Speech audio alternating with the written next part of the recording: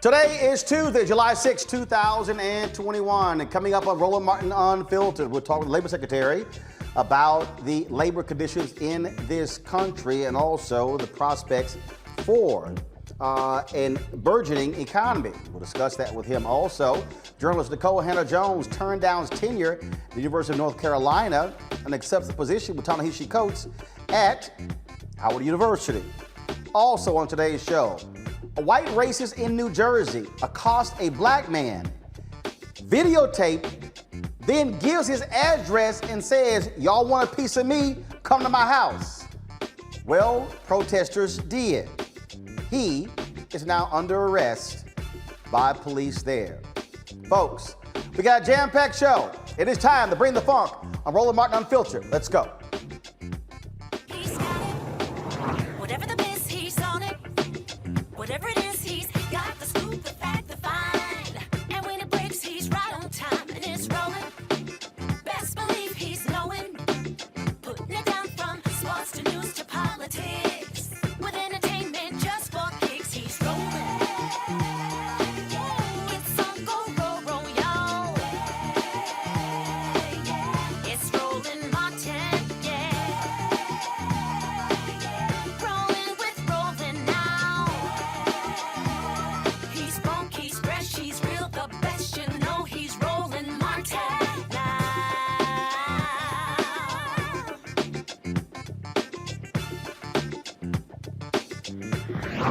Martin. Folks, welcome to today's show. Republicans said that, if President Joe Biden is elected, the economy is going to go to trash. Well, that actually hasn't happened. It has been a roaring economy. You know, the one that was started by President Barack Obama and Vice President Joe Biden. In May, 583,000 jobs were added. In June, 850,000 jobs were added. That's about a 300,000 increase, again, over those May numbers. President Biden made it clear he is pleased with the progress.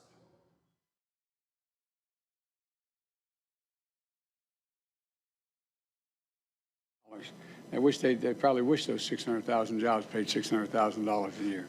But 600,000 jobs per month. We've now created over 3 million jobs since it took office. More jobs than have ever been created in the first 5 months of any presidency in modern history, thanks to the incredible work of the entire team. This is historic progress, pulling our economy out of the worst crisis in 100 years. Driven in part by our dramatic progress in vaccinating our nation and beating back the pandemic, as well as other elements of the American Rescue Plan. Today, the U.S. is the only major advanced economy where the OECD projections of future output are higher today than they were in January 2020 before the pandemic hit. And America was ranked first in Bloomberg's COVID resilience ranking. None of this happened by accident. Again, it's a direct result of the American Rescue Plan. And at the time, people questioned whether or not we should do that even though we didn't have bipartisan support. Well, it worked. Joining us on right now on Roland Martin Unfiltered is the Secretary of Labor, Martin J. Walsh. Secretary Walsh, glad to have you on the show. I cannot hear him. Please, Secretary Walsh, are you there? Yeah, hold on. Oh, there you go. Okay, can you hear me now? How's that? Okay, all right, now I can hear you. First and foremost, when we talk about these job numbers, they speak to one thing, but obviously what we still pay attention to are the job numbers for African Americans. And so what is that looking like? Yeah, you know, as the president said, the jobs report's good, but unfortunately, I'll give you a breakdown of what the numbers are, reality as of last Friday. The unemployment rate for the white community is 5.2%. The unemployment rate for the black community is 9.2%. Asian community is 5.8%. And the Hispanic was 7.4. So clearly we have a lot of work to do as we think about unemployment numbers in this country. And we need to make sure, and the president's focused on this, that the economic recovery is equitable. And we have to address it. If we don't address it now, now is the right time to address that. So one of the things that we often talk about is that a white high school graduate makes more than a black college graduate, which that shouldn't be the case. You have folks who do not want to confront the reality of race in our economy. That still is a fundamental issue. It definitely is, but I'll tell you, I mean, President Biden is, when he was on the campaign trail, he talked about that. When he got sworn in as president, he talked about that. When he talks about his job plans, whether it's the infrastructure plan or the CARES economy, he is asking us as a department, as a government, to address this issue, whether it's through job training, workforce development, making sure that people have opportunities to these jobs, making sure that on state-funded contracts, we're making investments in making sure that contractors go out, contracts that are done to the private sector, if you will, on public dollars, that we also make investments there. I mean, we have to be really intentional about the work we do. You can't just, it can't be the same old response as always in the past. Oh, we're going to work on it. This has to be a real intentional response. And quite honestly, we're going to need everyone to be working collectively together on this. Obviously, during the summertime, it is a huge issue when we talk about jobs for young folks as well. You also have folks on the right who are making a big issue out of the unemployment benefits, saying that people out here don't want to work. But the reality is this, Secretary Walsh, I think what COVID exposed a heck of a whole lot. And one of the things that exposed were the number of people who were the amount of money they were spending to travel and daycare. And they simply said after COVID, you know what? If you want me to go back to those jobs, you're going to have to pay more. And we have examples where companies have actually paid more. They have not had a drop off in their revenue. In fact, they've been able to make money because they had to pay their workers more. And so a lot of people are saying, look, you have to deal with this wage shortage, if you will, and it can't be companies sitting on trillions of dollars in cash and the workers not being able to benefit. No, you said a lot there, and let me just, I'm not going to dispute anything you just said. I think the $300 benefit that was extended on unemployment benefits, in my opinion, doesn't keep people out of work. What that's doing, it was done at a time of COVID. We're still in COVID. Many people lost their job. Their job is not, they have no job to go back to. So they're trying to find a new job in a new industry with new employer. And that $300 kept food on the table, roof over people's heads, and gave them some peace of mind during a period in our country, which we haven't seen in 100 years during a pandemic. So that first and foremost, that $300 is really important. As we think about going back, yes, there has been some employers offering more money to their employees, and there's nothing wrong with paying your employees more money. As a matter of fact, that creates opportunities for people to be able to earn a living and put food on the table. The president also has filed a bill that would raise the minimum wage from $7.25 an hour to $15 an hour. I mean, think about raising, you can barely raise an individual on $7.25 an hour. You really can't.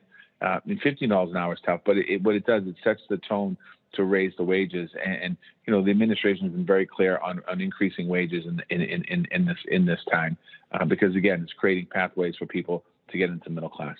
One of the issues that we have been focused on here, we have a segment called Where's Our Money? And one of the things that I have joined with others is really going after a lot of these companies when it came to advertising for Black-owned media. And the reality is, I think when we look at contracts, the same thing happens on the federal government. A study was done 3 years ago, commissioned by Congresswoman Eleanor Holmes Norton, that showed Black-owned media got 1% of federal advertising contracts. We also saw during the Trump administration the bundling, if you will, of contracts versus the unbundling of contracts, which allow for Black-owned companies, smaller companies, to be able to go after those jobs. The reality is this, Secretary Walsh, that if the federal government does not confront this issue of lack of contracts, we're never going to see Black businesses grow. Prior to COVID, there were 2.6 million Black-owned businesses. Of those 2.6 million, 2.5 million only had one employee. I don't necessarily call those Black businesses. Those are sole proprietorship. And so what about that issue as well? Because lack of access to contracts, the inability to be able to get those contributes to the inability for us to be able to hire, expand, build capacity, and grow wealth for the Black community. No, you're 100% right. I mean, listen, I was mayor of Boston for the last 7 years, and and we made some adjustments. But honestly, to be honest with you, we made some focused adjustments in the last year, and our numbers aren't great. And you really have to put work into it. You can't just simply set a goal and say, okay, this is our goal. We're going to have X amount of percentage of Black-owned businesses. There has to be a whole program set up, and we're able to do that in Boston. And I'm not going to see the benefit of that, but the next mayor will. The next mayor will see the benefit of that. And I'm taking that experience with me to the federal government to not make the same mistakes we did. We had all good intentions. We had the right hope to do. We wanted to make a big difference. But what it was is it just, the process wasn't set up to be successful, and that's why when we think about the money from the federal government, making sure that the right procedure in place and the right supports for the companies are in place, so that Black-owned businesses can access these federal dollars. And you're absolutely right. That's one way of starting out and getting successful. Another way, I have to give a shout out. I was at Black and Bold Coffee the other day in Iowa. It's a Black-owned business coffee shop that they do all of their purchasing. Most of their purchasing, they support other Black-owned businesses. So that's another way also of being helpful in the private sector, supporting and subbing some of your work out and buying your supplies from companies that are Black-owned companies in the community as well. Well, and I'll tell you, I mean, that's what we do here. I mean, we just moved into new offices. We literally are building the studio now, and I was very intentional of hiring African Americans who build TV sets, who build backgrounds, African Americans who are lighting directors, African Americans who are engineers, because a lot of times they don't get these opportunities. We probably are going to spend more than $300,000 and actually even more in terms of doing our new office. If you're a Black-owned company and you're able to get that $30, $40, $50, $60,000 contract, I mean that's a huge thing when others are bypassing you because for whatever reason. And so it is about being intentional. And so I'm curious to know, in your position as Secretary of Labor, what are those conversations like when you're talking with these CEOs to do that? Because there's a lot of people, Secretary Walsh, who talk a good game. They put up black tiles on Instagram after George Floyd's death. They made all these different announcements, all these great things they're going to do, and they talk about they want to give out aid and scholarships. But the Black community doesn't need aid. We need aid and investment. And so, what are those conversations like that you're having with those, frankly, white CEOs? Well, quite honestly, I'm still early in my tenure here, so I haven't had a lot of those conversations. But I could speak from my experience in the city of Boston. We were seeing a real change as far as hiring, creating pathways, not just in City Hall, but in businesses. And we were seeing a lot of good work being done. I want to take some of that work with me to Washington. I have, and again, I'm just beginning these conversations. I've been in the role about 3 months now. But these unemployment numbers, when they come out month after month, again, the reason why I highlight them when I'm on national news is because we can tell a good story, and 3.1 million people have gone back to work, but it hasn't been completely across the board, and there's still lots of work to be done there. Well, it is certainly a whole lot to do. We are always very particular in looking at the Black unemployment numbers, the unemployment numbers for African Americans as well. And I dare say this, Secretary Walsh, when everybody's talking about crime, you hear people discussing these various issues, and I keep saying over and over and over again, unless you add the economy and jobs and opportunities and education to any discussion about crime, then you're not having a real conversation. I agree with you 100%. I agree with you 1,000%. That's exactly the answer to a lot of the crime in America. It's about creating an opportunity for a young person to get a job. I've seen it firsthand, up close and personal in my city. You create opportunities for employment, that good-paying jobs for people, whether it's in the building trades or whether in industry. Those kids do not go back to the street corner. They take all their focus, all their attention, and making sure their attention is on making money, and that's what people want to do. And same for education. We have to. The president has made a recommendation for an investment in universal pre-kindergarten and also childcare. We have to get our kids into school earlier. We have to follow them through. We got to get the outcomes better for our kids, because any kid that has an education has an opportunity in front of them. Then they're going to choose the opportunity, and they're not going to have to fall back into some of the criminal justice system things. And we spent money in reentry. I think we need to also continue to put money on the front end so we don't have the reentry programs, because kids don't need the reentry programs. You said, this is my last question. I was going to make that one my last one, but you said something in your answer that is important. You mentioned the trade unions. I said this years ago when President Barack Obama was in office, and Gene Sperling came to my Sunday show, Washington Watch on TV1, and he was talking about an infrastructure bill.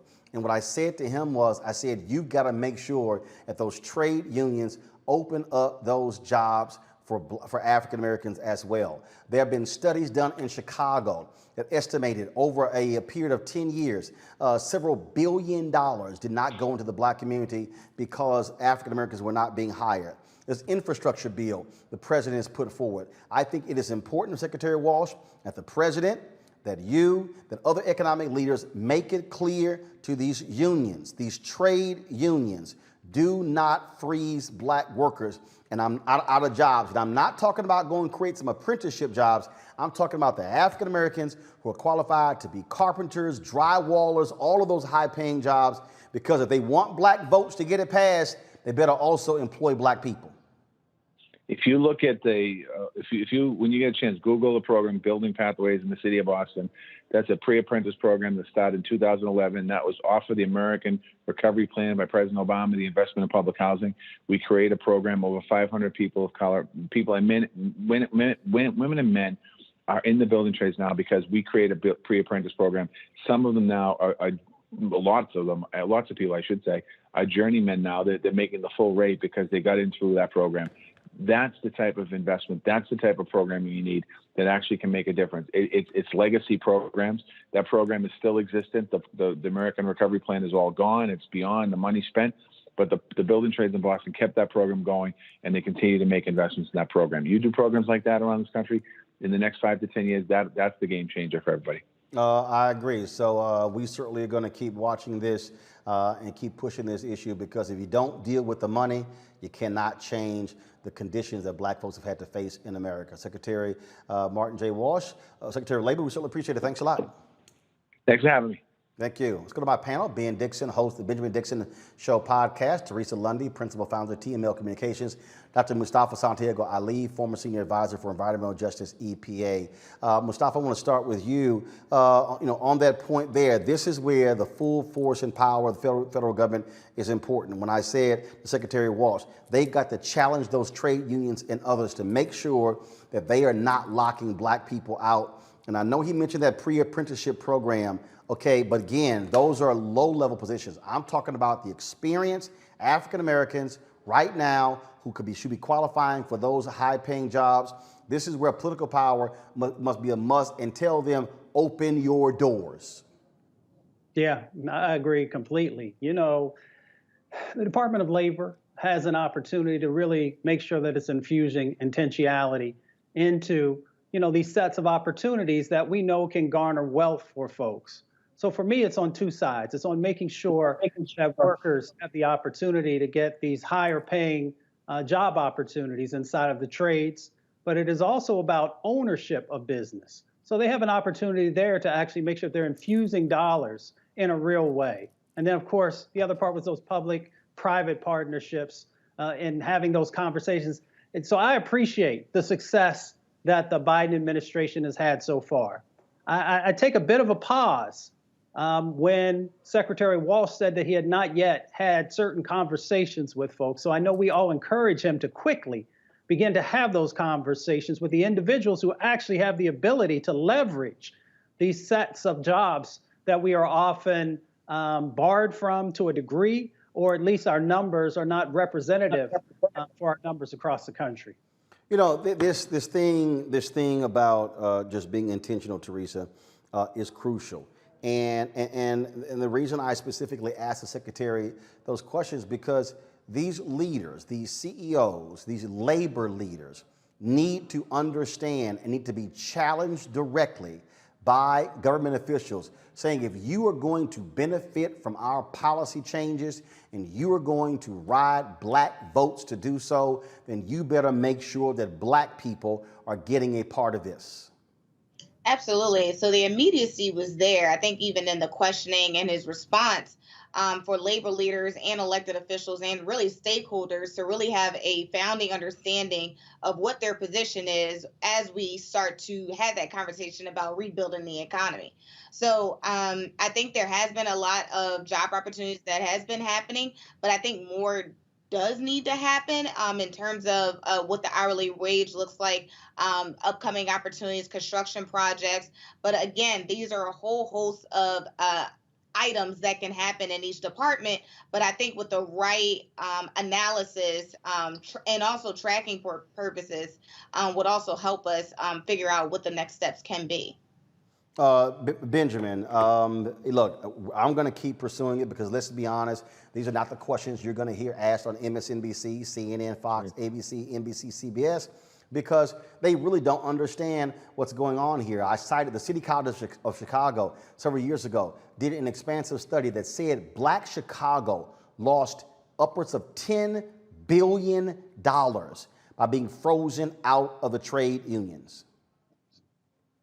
No, absolutely. And I think it's the framing of the conversation that gives it so much power. This is why we're able to unearth some of the nuances that are important for the Black community. I also would have loved the Labor Secretary to speak on the strategy that they're going to use to actually overcome some of the challenges that they're having on the political side, because there are a lot of remedies for Black people that are located inside of these unions and the ability to organize. And we look and see what Amazon has done in Bessemer, Alabama, and the pushback against the ability to organize. This is an issue for Black people as well. So I definitely appreciate the framing of the entire conversation in that regard. Well, again, as I said, we're going to keep pressing this issue as best as we can. All right, folks, let's go to our next story. Remember the 76-year-old Black grandmother who was sent back to prison for not answering her phone from a probation officer because she was in a computer class? Well, she's actually heading home. With the help of the criminal justice advocacy group Families Against Mandatory Minimums, Gwen Levi got a compassionate release today. The group filed a petition on Levi's behalf, and a judge ruled in her favor. This is the statement from the judge. U.S. District Judge Deborah Chasanow stated, upon full consideration of the factors, the court concludes that it would do little, if anything, to serve the goals of sentencing to require her to return to full custody. During her incarceration, she took many courses, worked, and completed drug education.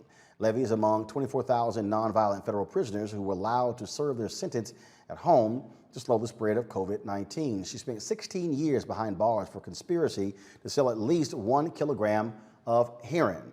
Now, without the ruling, Levi would have spent 8 more years in prison. Now, of course, remember last week we talked with Kevin Ring, who is the president of FAM. He joins us right now. And Kevin, thank God we did not have one of these crazy Trump judges who listen to the likes of Tom Cotton or Jeff Sessions, and they just believe in just tossing more people in prison. This was stupid from the get-go.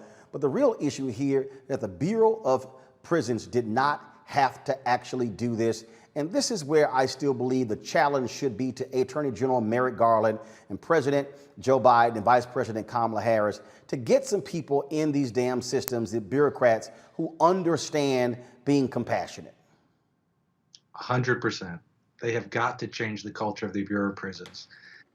Everyone gravitated to this story because it was hard to believe that we were sending a 76-year-old grandmother, cancer survivor, back to prison because she went to this computer class. But this is the type of thing that happens, and there's no common sense. And think about that halfway house, that Bureau of Prisons official who said, yeah, this violated our rules technically, and so our options are send this woman back to prison for 4 or 5 years, or give her a warning, bring her back to the halfway house, do something different. I mean, the idea that they thought that the appropriate action was to bring her back to federal prison is disgusting, and it happens all the time. And the culture needs to change, and the culture won't change until you bring new people in there, as you said.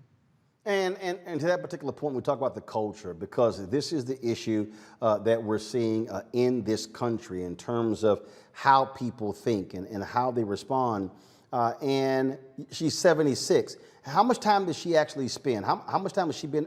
How long has she been in jail? She was in prison for 15 years, home for a year, and has just been back in jail for now a couple weeks. And so she was. So even in those couple of weeks, it just didn't make any sense at all.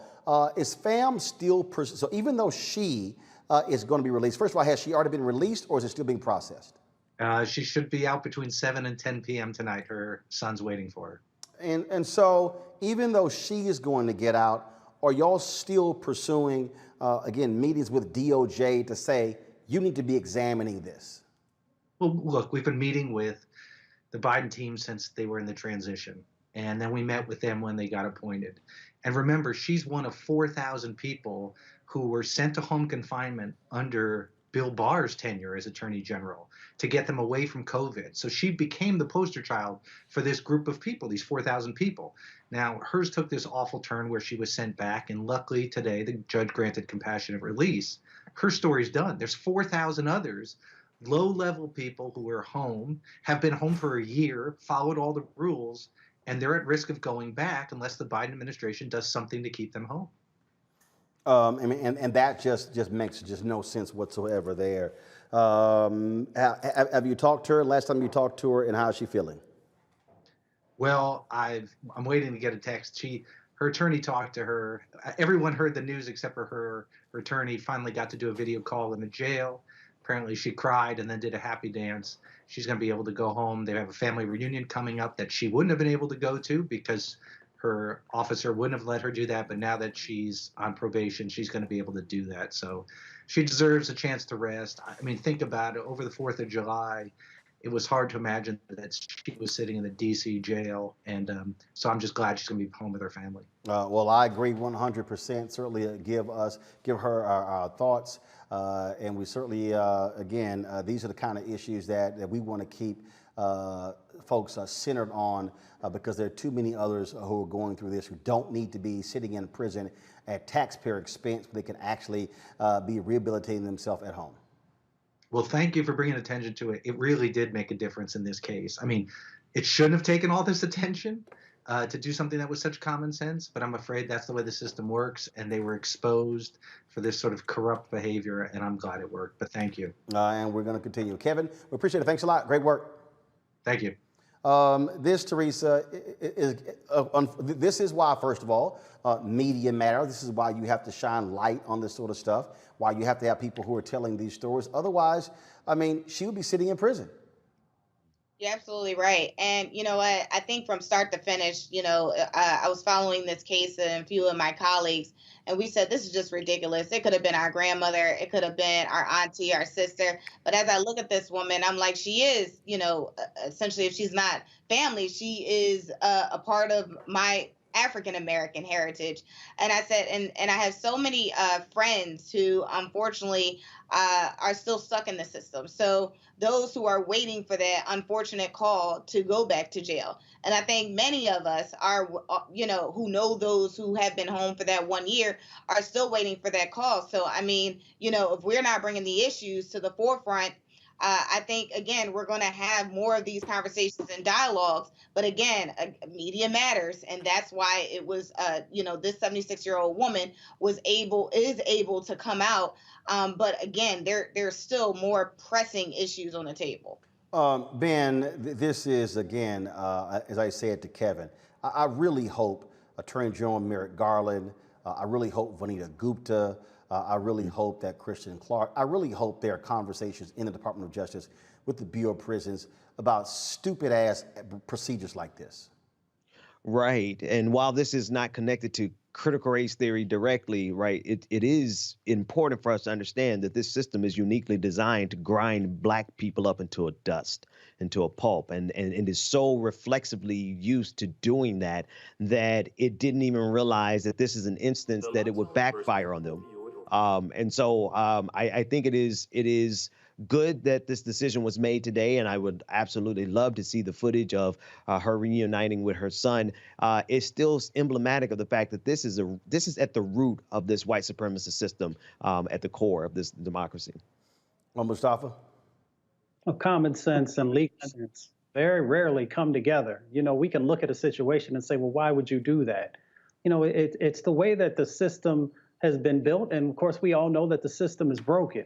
When we look at probation and the various types of violations that can send you back to jail for sometimes decades, we know that we've got so much hard work that has to be done. And as Ben said, this is a part of the policies that have been put in place, and there has been some intentionality in that system to make sure that there is a population that continues to revolve in this. And we got to just call out the fact also that, this is big business.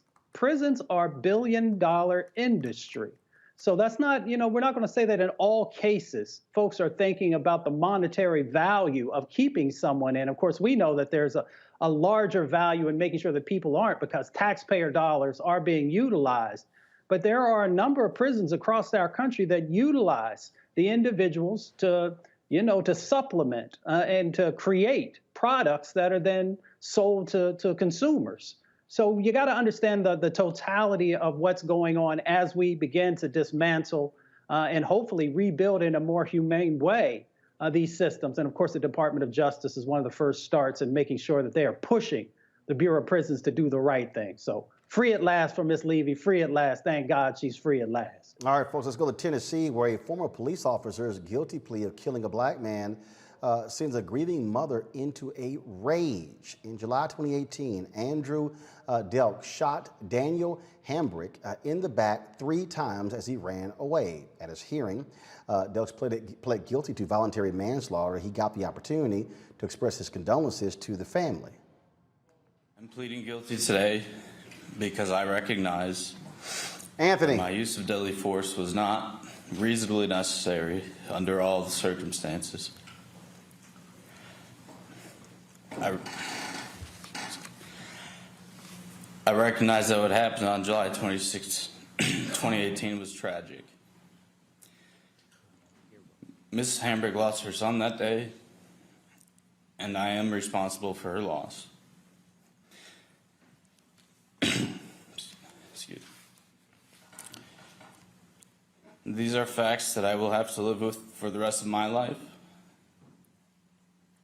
And no mother should ever have to experience the loss of a child, and not a day has gone by that I have not thought about my actions. I also recognize that my actions impacted the community and the police department. I hope this case can contribute positively to the much-needed discussion about how police officers are trained and how we, as a community, want police officers to interact with citizens. I am deeply sorry for the harm my actions cause, and I hope that Mr. Hambrick's family will obtain some comfort from my acceptance of responsibility and my guilty plea today. Wow, folks. Following that statement, y'all, Vicki Hambrick, Daniel Hambrick's mother, strongly reacted to what he said. Baby.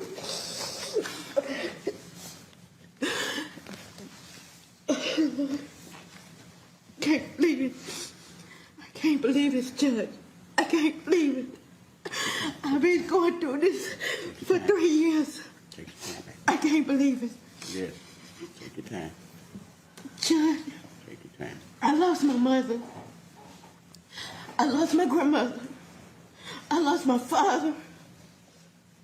My father had a stroke and a heart attack. I can't believe it. Because of you. Because of you.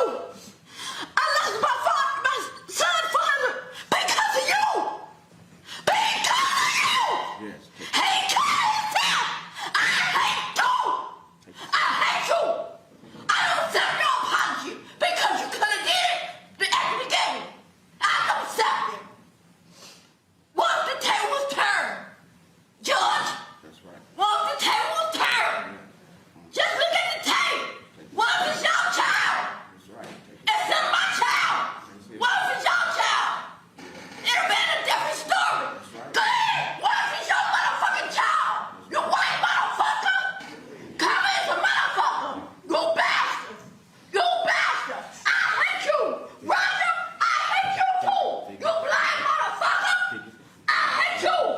Hambrick. I hate you. Miss Hambrick. You told me a goddamn lie. Miss Hambrick. And I hate you. I hate you. Damn it. Call me a motherfucker. You better watch your back in jail, motherfucker. You bastard. You bastard. You better watch your motherfucking back. You hear me? You better be scared. You better be scared, motherfucker. Cause call me a motherfucker. They gotta take you out of here now, cause I'm gonna come over there and smack the shit out of you. Oh yes I am. So they better take you all out of here.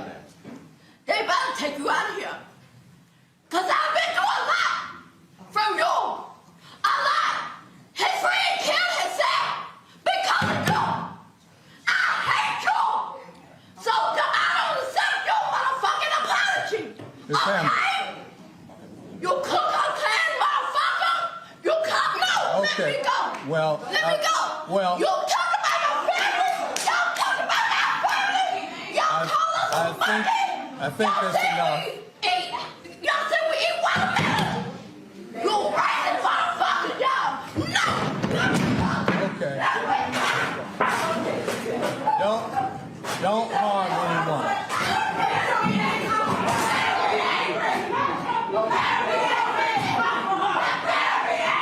Don't come up here.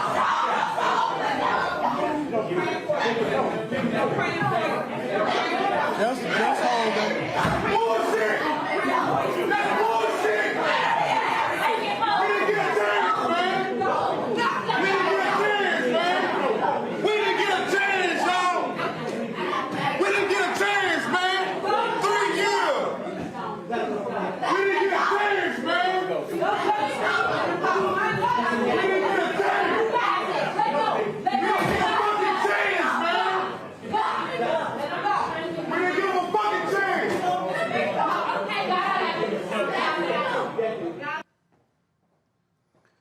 Teresa, whenever we see these stories, oftentimes we have folks who want black folks to express forgiveness.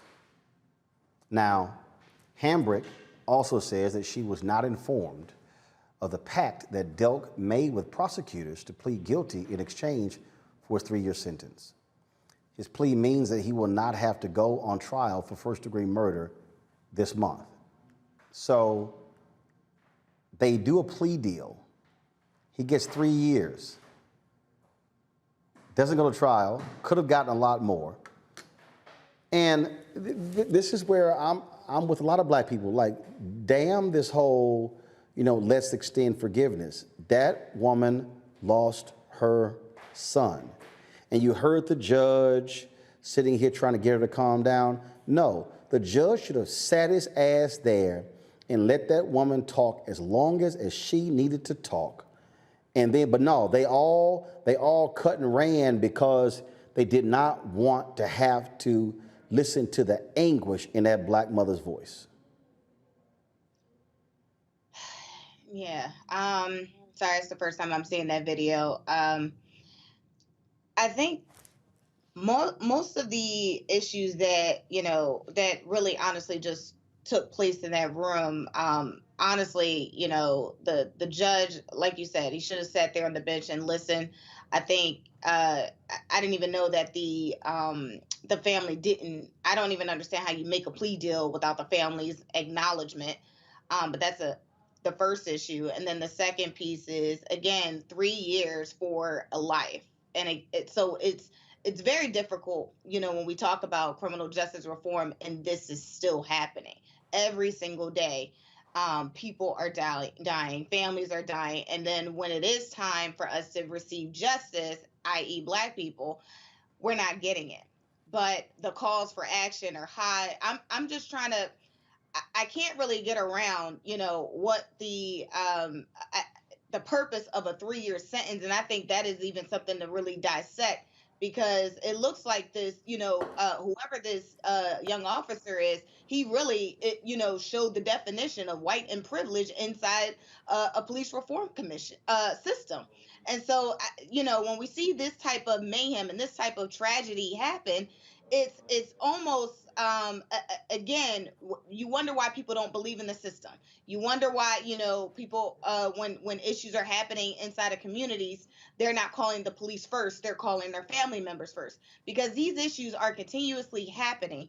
And then when it's time to receive justice, even with a black judge sitting there, it doesn't seem like it's happening. So it's just, so again, unfortunate.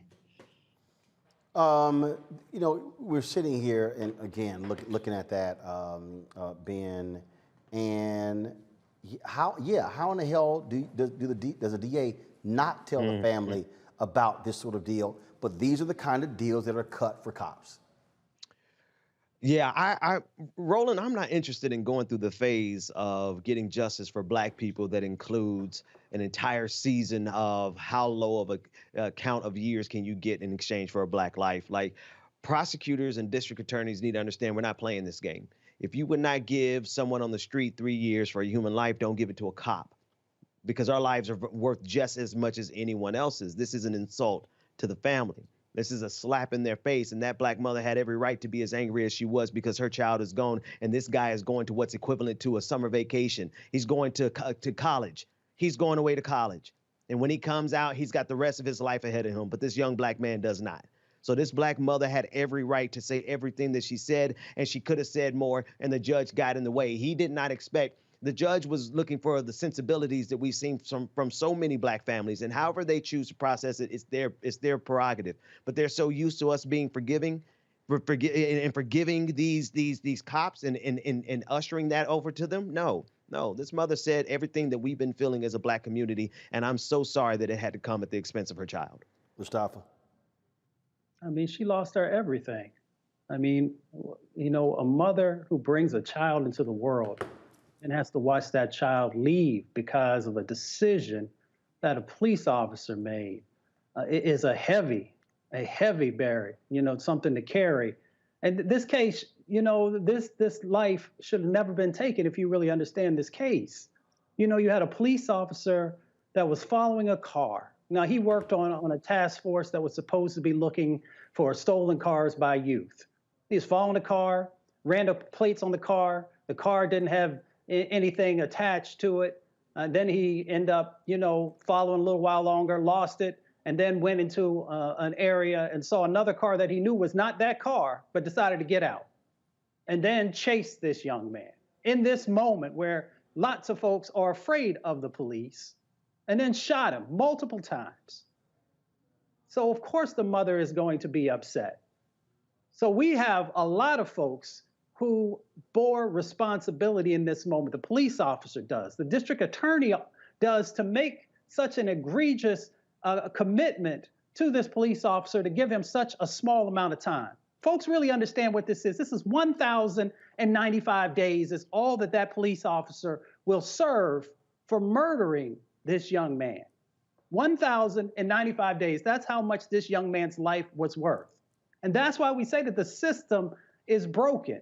But maybe we shouldn't even say that the system is broken, because the system was never created for fairness for us.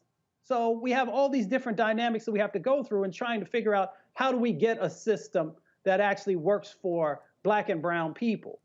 And I'll be quite honest, I'm not wise enough to know what the answer to that question is in this moment. It is certainly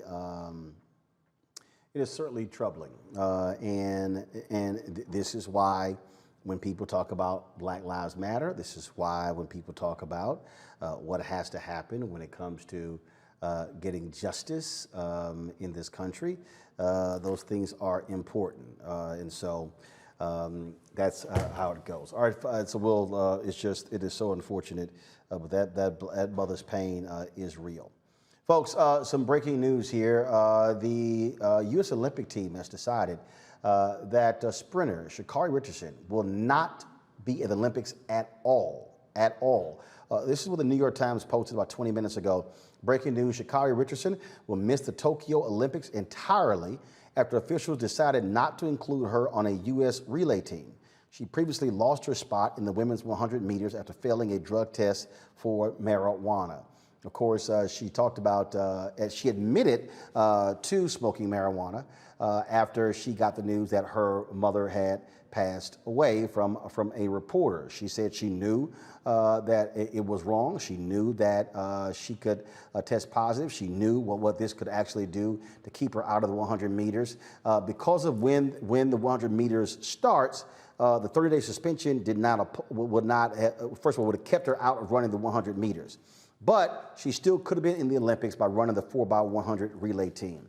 I wouldn't be surprised here, Ben, that the U.S. Olympic Committee decided that they wanted to reward athletes who did not test positive. There are other black athletes who won. There are three other black women who were actually two other black women who won the 100 meters at the Olympic trials. The person who's replacing Sha'Carri Richardson is a black woman. Then you also have the women who won the 200 as well. I wouldn't be surprised if they said reward those folks who actually made the team who didn't test positive. Yeah, in the backdrop of all this, I just can't help but to realize that in this transition, there's going to be a lot of white folks making a lot of money off of marijuana. And while these are quote unquote the rules, it's funny how easily people genuflect towards the rules when it doesn't really impact them. But in this case, this sister has the skill set to do everything that needed to be done. And while in this country, we're going through the process of legalization and decriminalization, we're still having to bow down to the rules of this Olympic Committee. It is the Olympics. But the other thing is there's so many other places where they're giving black women, not only here on the American team, but also internationally. It is not a friendly system for black women. And we've seen the rules be changed, even for Simone Biles. So I have a lot of feelings about this particular story, Roland. And I think that they're making a mistake on this one. But I'm curious, how is it unfair for black women when there are a lot of other black women who qualified? I mean, we're only talking about, first of all, of the people who didn't qualify, it's two black women who didn't qualify, okay, or who were booted from the team. Sha'Carri Richardson, the sister's last name was Gaines. She said she missed her appointment because she had an abortion 2 days earlier. She was at home recovering. But I read the New York Times story. Here's the problem. She missed 3 other appointments in 2020. Had that sister not missed those 3 appointments, it would not have resulted in the suspension with the one that she missed when she said she had the abortion. So I get your point, but there are a lot of other black women who did qualify. Here are 2 who got booted. So how is this actually against black women? Well, I didn't say the sister that you're referring to. I don't know the exact details of her story, but I'm talking about Sha'Carri. And I'm talking about this transition, like very specifically, this transition, there are going to be a lot of people making money off of marijuana. Right now, they're making money off of marijuana, and this sister's being disqualified because of marijuana use. I really would like to see any of them run a 100-meter while high, even if she wasn't high at that time. It's just absurd at the core of it. We still are looking at the other issues where women, the swimming in the swim team, unable to wear the mask or the caps. And actually, according to, I got a story from the BBC, that decision, which was made by the Swimming Federation, apparently that is being reconsidered. I'm going to pull the story up so that after all of the attention, that black company out of the UK, that particular ban on those caps is being reconsidered. Yeah. No, I mean, and as it should. And I think that's just this system, again, whether it be the Olympics or whether it be American democracy, it's not built for us. And I don't care if this is like not necessarily, she broke the rules and she admitted as much. Okay. That doesn't change the fact that in the backdrop of all of this, there's still a lot of people in this country that are going to be poised to make billions of dollars off of marijuana. And she's paying the price almost as one of the last people to pay the price of marijuana as a black person. The thing here, Teresa, is, and this is where I think this makes a difference. When she talked on the Today Show, she said, I knew what I was doing. I knew I was breaking the rules. And I knew I could lose my spot if I tested positive. It's sort of like this wasn't a mistake. And I'll say it, it's not a popular opinion from a lot of what they always say, the blue check folks on Twitter. But I don't think Sha'Carri Richardson should have been running in the relays. I believe that if you're going to compete on the U.S. Olympic team, I believe that the people who play by the rules, who made the team, the other women who run the 100, the other women who run the 200, The other women who run the 400, they should have an opportunity to run on the relay team. I agree with you. You know, I saw the Twitter chat about it, and honestly, when I saw the interview on the Today Show, honestly, if I was her PR spokesperson, I would have probably just said, do not go on national television and tell them that, yes, I'm confirming I am breaking the rules. I knew what I was doing, so you were very intentional in what you were doing because that's what you felt you needed, but you knew the consequences if you got caught. So I do think other Black women who did, test negative and also was able to, qualify for the relays should absolutely get a chance to go in her spot. I think it's kind of self-explanatory, but I do agree with Ben. If the laws did change and marijuana was actually legalized, and I guess the laws will be amended in the Olympics, then I think this would be a different story. But as of now, she intentionally knew that she was breaking the law, and she knew what level she was on, and thus the consequences ensued. And Mustafa, I think Ben is right. People are making enough marijuana, but here's the deal: marijuana is still not legal in all states. I've had to have that conversation with family members, friends, and others, saying, "Hey, you might be in Texas. It ain't legal. So guess what? Unless you're in Washington State, Oregon, Colorado, or the states where it is legal, understand you can get your behind arrested and thrown in jail." It is still accepting the reality of where we are. Until you have a federal legalization of marijuana, you're going to have these things, these discrepancies here. But I think this decision, so I want to get just your thoughts on this decision by the Olympic Committee to have her not run on the relay team. It's a tough situation. I mean, I ran track for years and years and all through college, and I know how strict some of the rules can be and the testing that goes on lots of times for folks. I see it a little different. I see it as we've got to make sure that we're dealing with these young athletes, and many times who are under huge amounts of pressure, her losing her mother, that there's the mental health aspect that's there, that we got to make sure that we're getting folks to the help that they need and the guidance that they need. When you're moving on to these big stages like this, there's a huge amount of pressure, and you really got to have a strong team around you, especially if you're one of the elite athletes that are out there. And then, of course, for all the folks who advocate, for 420, who support that space, you got to continue to make sure that this is removed as one of those things that could be an impediment. We just got so much work that has to happen to get this space right. So they could have made her a reserve so that she could at least been there at the games and to have experienced it, because she's so talented that she's going to be back there again. And of course, if our country wants to continue to win, then you need folks who are experienced. So I get that they don't want to, send out the wrong message, and they don't want to sort of support what they consider to be bad behavior. But there are lots of other ways that they could have approached it to make sure that, one, she's not allowed to run, but that she could still experience, because it's a phenomenal opportunity for anyone to be a part of the Olympics. And I wish some people also understand the reality of this. I don't know who this Cornell Cole is on YouTube. Said you can't cash a gold medal at the bank. You clearly are dumb as hell. You clearly have no clue. If Sha'Carri Richardson does not fail that test and she goes to the Olympics and runs in the 100 meters and wins the gold medal, I dare say that decision to smoke that blunt, Benjamin, cost Sha'Carri Richardson anywhere from $5 to $10 million. That sole decision, in terms of, we know if you go to the Olympics and you set an American record, an Olympic record, a world record, or you actually just win the gold medal, you cash in big time. And in fact, for Olympic athletes, that's when you make your money. You make your money after the Olympics. First of all, leading up to it, the endorsement contracts. We're talking Nike, Adidas. We're talking Wheaties. We're talking, all kinds of brands. We're now living in an age that you're talking about $5, $10, $20, $25 million that was lost because of that decision. That's how big a financial decision that was? You know, if we're talking about the deleterious effects of substances, I would hope that they would, No. I'm talking about. I'm talking. Hold up, Ben. I'm talking about that particular point where his brother said you can't cash that gold medal. You can actually cash it. I'm just simply saying that this is the impact of a decision. The impact of a decision isn't just you fail a test. You fail a test, you can't run the 100.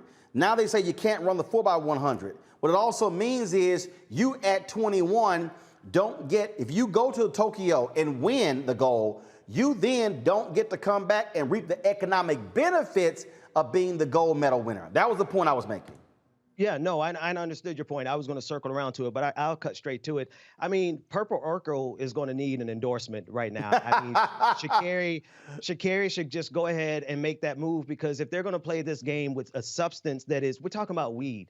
Like, if you smoke a cigarette, don't talk to me about weed. If you drink alcohol, trust me, don't talk to us about weed. Now, we're just talking about justice. Rules don't equate to justice. And we're talking about fairness. Rules do not equate to fairness. The Olympic Committee is behind the 8 ball. They made the decision. She lost out. We get it. So let's holler at somebody in the marijuana industry, because let's not only let these white boys be the only people making billions of dollars off of weed, even though she may have lost this one. As somebody who can't stand weed, who ain't never smoked, I'm allergic to smoke. I've long said that African Americans should be benefiting from the economic reality of the marijuana industry in this country, the billions of dollars that are being earned right now, Teresa. But I do think it's important, and I say this to anybody who's watching, that I just need our people to understand this here.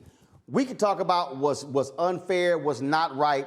Here's what I'm going to say, and it doesn't matter who you are. There are consequences to every action that you take. There are consequences. And then there are consequences that you can call unfair.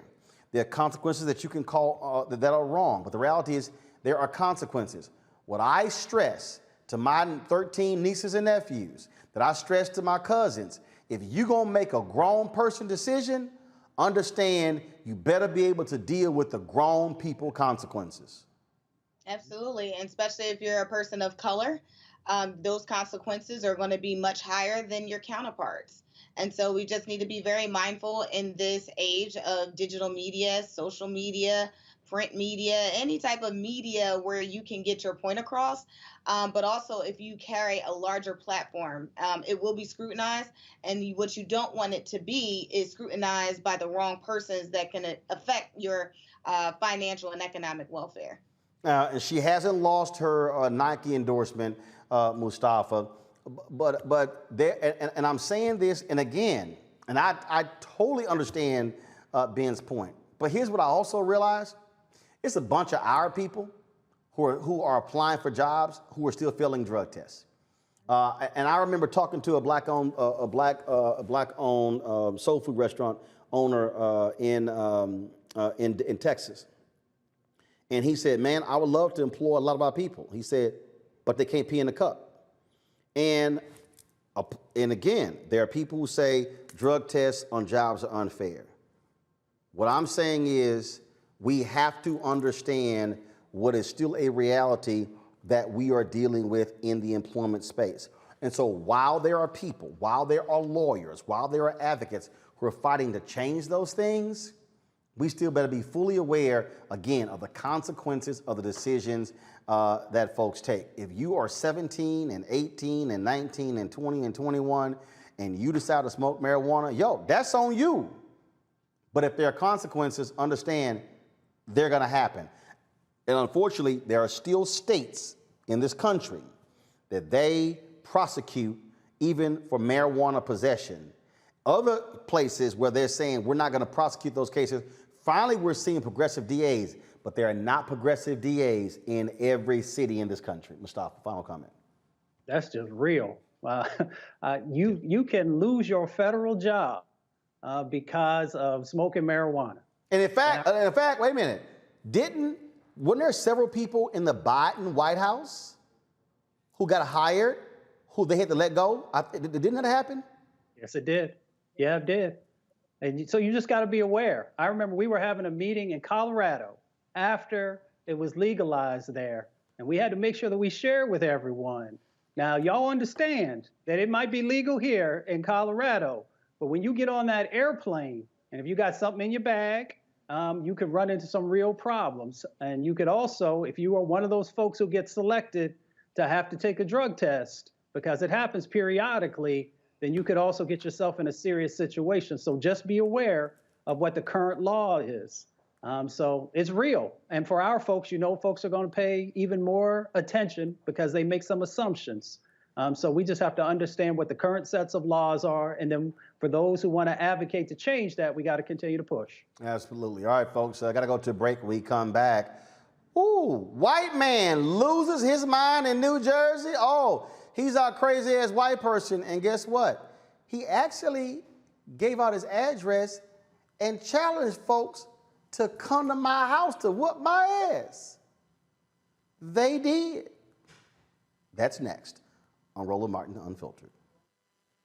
I believe that people our age have lost the ability to focus the discipline on the art of organizing. The challenges, there's so many of them and they're complex, and we need to be moving to address them. But I'm able to say, watch out, Tiffany. I know this road. That is so freaking dope.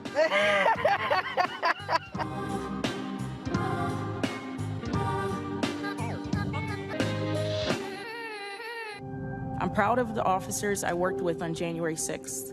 They fought extremely hard. Our worst nightmare really come true, an attack on American democracy right here in the nation's capital. I experienced the most brutal, savage, hand-to-hand combat of my entire life. I received chemical burns to my face that still have not healed to this day. I just remember people still swinging metal poles at us, and they were pushing and shoving. They were spraying us with, bear mace and pepper spray. They were all shouting at us, calling us traitors. It's been very difficult seeing elected officials and other individuals whitewash the events of that day or downplay what happened. As an American and as an Army veteran, it's sad to see us attacked by our fellow citizens.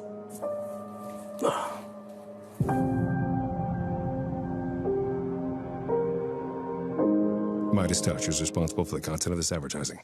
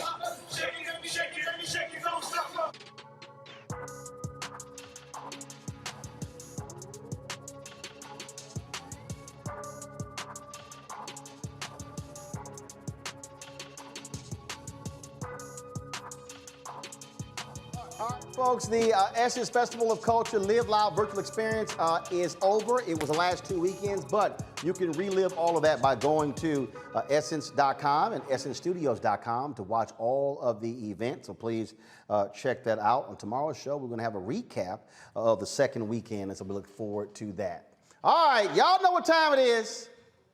No charcoal grills are allowed. I'm white. I got you, bro. Illegally selling water without a permit on my property. Whoa! Hey! You don't live here. I'm uncomfortable. Well, folks, you should never write checks your ass cannot cash. A New Jersey man is facing charges after launching a racist tirade at his black neighbor. This video, folks, went viral. Go ahead and roll the video. This video went viral over the weekend, and it is absolutely crazy. It shows Edward Cagney Matthews getting in the face of a black neighbor. Listen. Talk to him. His name's Brandon. You know, fucking monkey. You wanna know why I'm going after him? I don't care. I don't give a shit. So why are you here? I don't give a shit. So why are you here? I don't give a shit. Then get the fuck out of here then. I don't give a shit. Put your hands on me one more time. Oh, you put your hands on me. Come close to me. I cannot. Come close right there. I know, right there. Come That's close right to me. there. Come The close to Roland me. jerseys, back up. Come close Back to me. up. Keep Come backing close to up. me. Back up. Don't touch me. Keep backing up. Don't touch me. Don't touch me. Peter, don't touch me. Don't touch me. Don't touch me. Fucking bastard. That's right. Yeah. My parents are both dead. Yeah, You're what right. the fuck? My parents are both dead too. And what are you gonna do? What are you gonna do? Nothing. What you gonna do? Nothing. All what you do is harass all people. That's all you know how to do. These motherfuckers are taking all I the don't fucking give money. a shit. Well then I shut the don't fuck give up. a. You shut the fuck up. Touch him. Touch him. That's all I want you to do. Touch him. Suit up for you. Touch him. That's all I want you to do. Touch him. I know better. Oh, don't you know better? Get the fuck out of here. I got you 3 times. Touch I it. don't give a Brandon, shit. Don't worry. I don't give a shit about you. That's Get called the fuck assault. out of here. I'm gonna wait for the cops to show up. And that's called assault. Yes. Wait for him to come here. Wait for him. We will. Yes. Keep waiting. I am. You walking on someone's property. This isn't their property, you dumb fuck. You dumb fuck. This is They their don't house. know this is common They ground. have- You dumb, ignorant They idiot. have rights over No, this they property. don't. Yes, they do. They don't Yes, have any they do. right. Get the fuck out of No here. right. This is called common ground. Get the fuck out of here. Get out of here. Get out of here. That's all you know how to do. Walk up, harass all people. Nobody's harassing anybody. Yes, you have been. You have been. You get the fuck out of here. Okay? I have every right to be here like you do. Oh, yeah. Just like he does right here. This is called common property. I don't care. Okay, well, if you don't care, Walk away. learn your law. Walk It's away. not Africa. Oh, this is Africa. It's not Solomon or wherever the fuck you were. I was born in America. Well, then you know what I was common born in ground. America. What's common ground? And I don't give a shit Common about ground. you. If You you don't can't give a say shit- that was shit.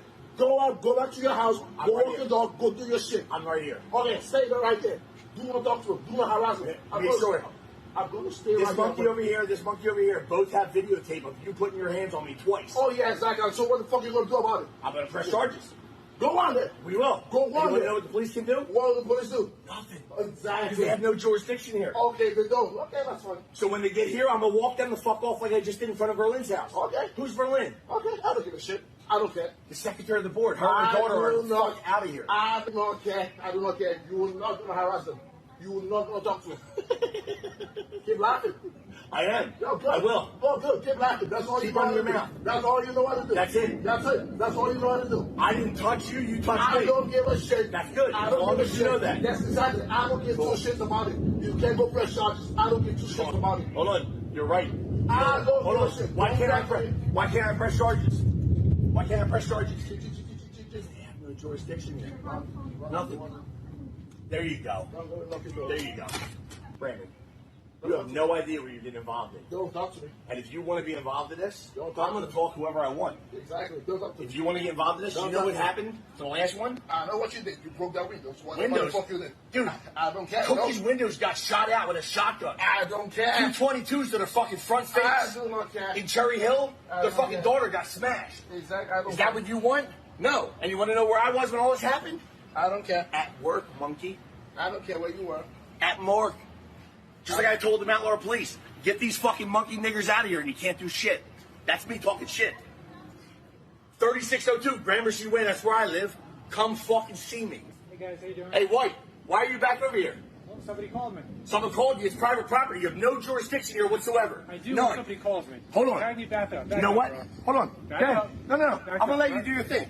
Go talk to these fucking niggers. Go ahead. Stop, Fuck you. Go talk to the niggers. Let them know what I'm all about and what their fucking rights they have. All right. You want to go back to your house? I'll come back to you. No, I'll stay right here. It's common property. Okay. Have a nice night. I'm going to let you guys get an education right now. All right. Thanks, man. Appreciate it. I'll do my job. All right? No problem. You guys want to step in and talk, or? Okay. I want him to go away. I don't know him. I want him to leave me alone. Denise, I'm not going away until your husband stops fucking finding me and threatening me while I'm at fucking work. Cagney, cut it out, man. Oh, Let me wait. talk to them. Arrest me. I'm not you arresting you right kidding? now. Relax. You fucking niggers. Just cut it out, dude. That's what you can see, Brandon. 3602 Gramercy Way. Come see me, you Nobody's fucking coming to monkey. see you, Cagney. Go home. I'll talk to you in a minute.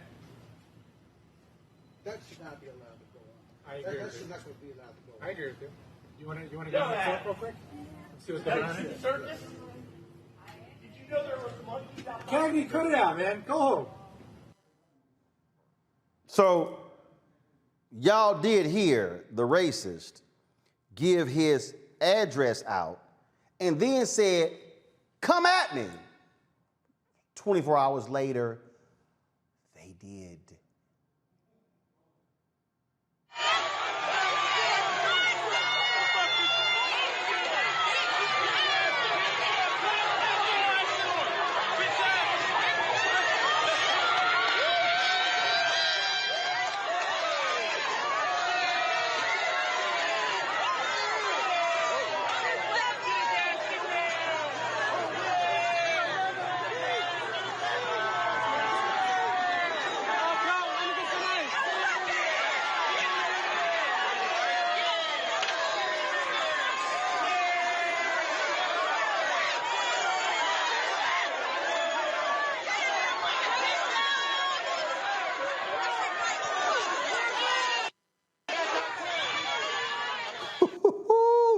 Here's another video, y'all, another angle of when the car was, when the cops were on the scene, and now y'all see that, Lord, they're sitting here. Then this was another angle of when they were walking him out, and you saw that they formed a gauntlet.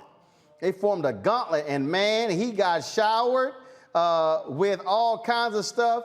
They smacked him on the head with the Black Lives Matter flag as well. They let it, see, again, this is what happens when you talk a whole bunch of trash. If y'all go back to, thank you. If you talk a whole bunch of trash, this is the car pulling off. I'm just saying, it's never a good idea, Ben. It's never a good idea, Ben, to give your address, to ask folk to come whoop your ass. I mean, he asked and he received. I think he was supremely confident in his position on this thing. Like, I really took notice of how familiar that police officer was with him and how calm he was. But this white man was really trying to create, he created a very hostile situation. And he finally was arrested. It's a shame that it took so many people standing up and responding to his call to show up at his address, but they did.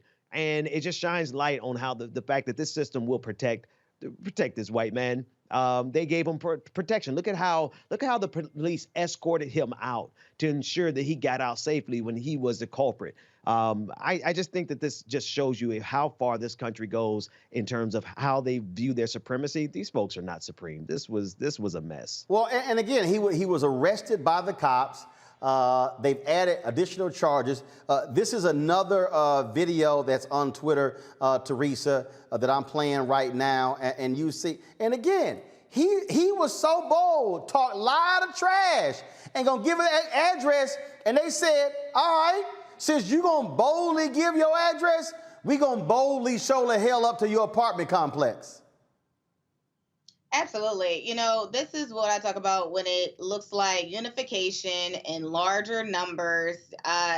Oh, wow, he just threw something in the window.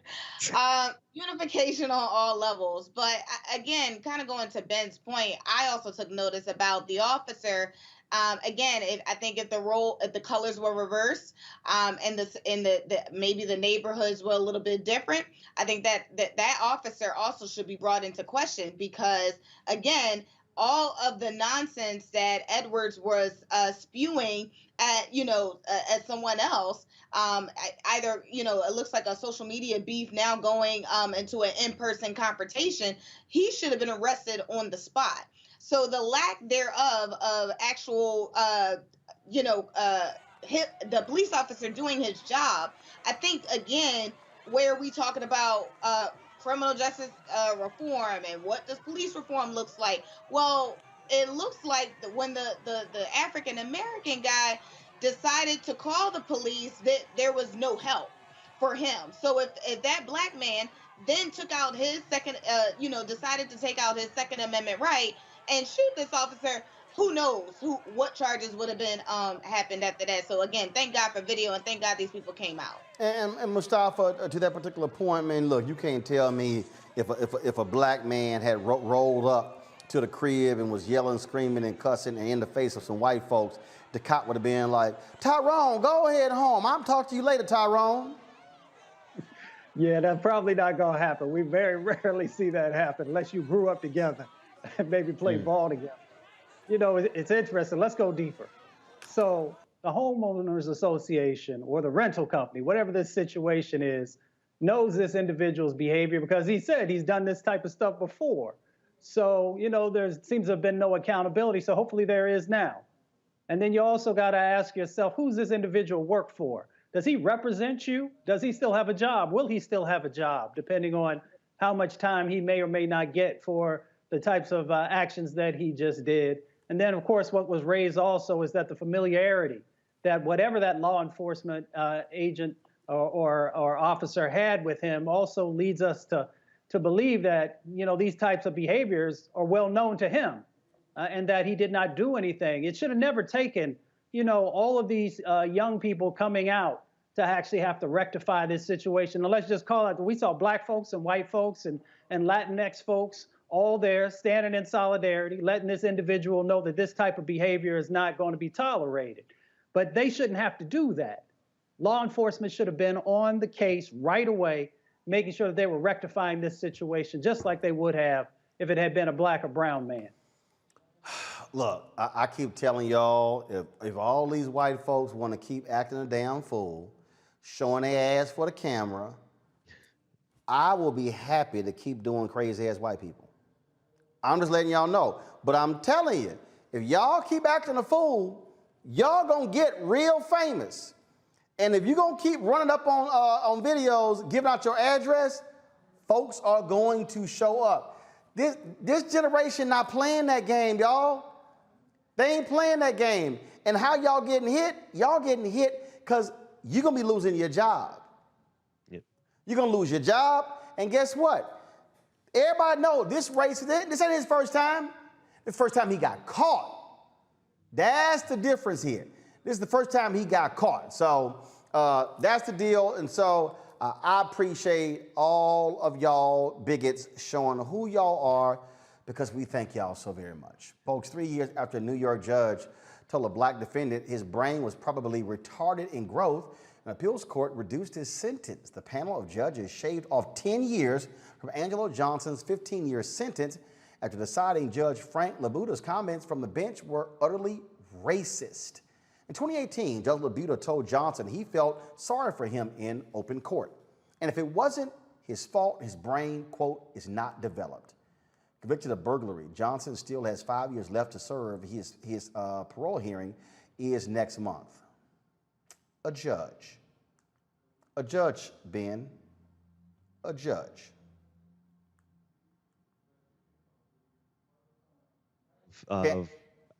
This situation here, the thing that, Roland, that really troubles me about this is that this brother is spending more time in jail for burglary than that cop is going to spend for the murder of the young black man we talked about earlier. That blows me away. It just shows you the true disparate nature and how they devalue our lives in this country. Yeah, absolutely. That is the problem that we see. And but again, judges, Teresa, this person said it on the bench. He shouldn't be hearing another case. You're absolutely right. I think there needs to be a review board for this judge. I believe he's retired, so grateful. But again, how many other judges that he's been around that he knows that's in his district that they've been sharing similar stories with, behind closed doors, and also giving sentences on behalf of black men, to the extent of the law. So, again, elections matter. I think we've hit the nail on the head on that many of times on this show, and talked about, again, we can't just focus on, local races, well, statewide and presidential races, and federal races. But I think, again, when we say judges matter, really taking a look at, some of these judges' decisions, and if their recommendation, they all have to get recommended by the Bar Association in some capacity. But I also think we need to take a closer look at the record, because again, these are the ones who, go in, they get elected, and they're probably there longer term than, the 4 years. So it just depends on what city or state. But, in Philadelphia, it's here in 10 years. So we got to vote. Mr. Alpha, he is a retired judge. He should never hear another case again. He must be retired permanently. Without a doubt. Plus you got to go back. You got to go back. I believe it was 22 years that he sat on the bench. So you got to go back and review those cases with a real fine-tooth comb to see if there were biases that were inside of that. So that's one side of it. Two, I believe that even though he's retired from the bench, that he's still in private practice now. So that means that whether it's the American Bar Association or whoever needs to also take a strong look to see if this person deserves to continue to have their license if he is still practicing, which I believe that he is. And then the third part is that we also got to understand, and this is why history and us understanding how the eugenics movement was tied to science, was tied to policy, and was also tied to the law. And you see that from those early time periods moving forward, how you still see folks having some of those similar views about our intelligence and our value and how we should not even be allowed to be a part of this society. So all of that stuff is wrapped up and it comes out. And how some of these, judges and others actually conduct themselves and the sentencing that they give. All right, then. Folks, got to go to a break. We come back. Dionne Warwick will join us to talk about why artists should get paid when their music is being played on the radio. Plus, we'll talk about the fallout at the University of North Carolina, where Nikole Hannah-Jones has spurned their effort for a tenured position and announced that she and Ta-Nehisi Coates are going to set up shop at Howard University. That's next on Roland Martin Unfiltered. White supremacy ain't just about hurting black folk. Right. You got to deal with it. It's injustice. It's wrong. I do feel like in this generation, we've got to do more around being intentional in resolving conflict. You and I haven't always agreed. Yeah. But we agree on the big piece. Yeah. Now, conflict is not about destruction. Conflict's going to happen.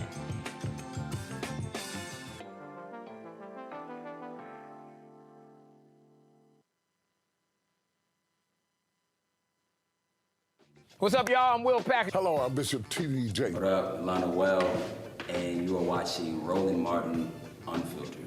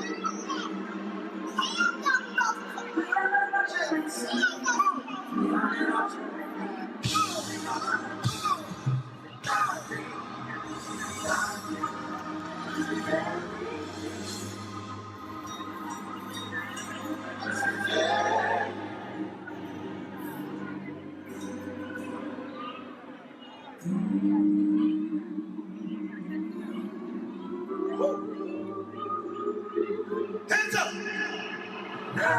It's in here right now. Put hands up!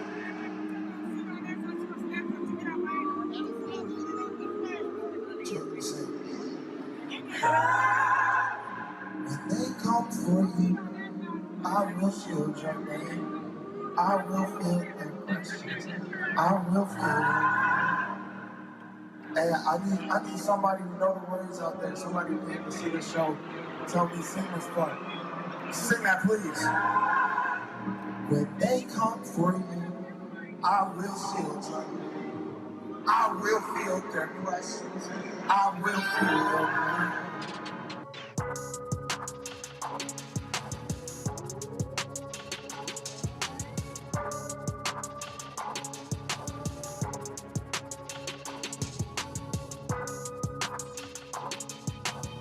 That was Chance the Rapper, of course. Don't forget, if you want to watch the 2021 Essence Festival of Culture Live Loud virtual experience, go to essencestudios.com or essence.com.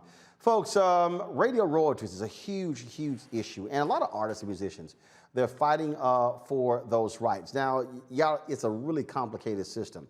So when you're listening to the radio, when you're listening to music on the radio, the artists, they're not getting paid. They're not getting paid. The American Music Fairness Act will require AM and FM radio stations to pay royalties to musicians and vocalists. As of right now, only songwriters are paid royalties by radio stations. Now, there are a lot of people out there, especially radio station owners, they contend that they are providing free marketing, if you will, to the artists. But truth be told, their whole business model is built on free music. Joining us right now is five-time Grammy Award-winning singer, Dionne Warwick. She says that the recently unveiled legislation should have happened when Frank Sinatra brought the issue to Congress 60 years ago. And politicians have procrastinated for far too long. She joins us right now. Always good to see you, Dionne. How you doing? I am doing great. Glad you took a break from smacking folks on Twitter.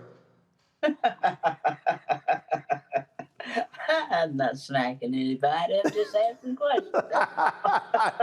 This is one of those issues that the average person has no idea about. They think, oh man, your song goes to #1 on the Billboard charts, or it has it's the #1 when it comes to radio plays and how many spins it's getting.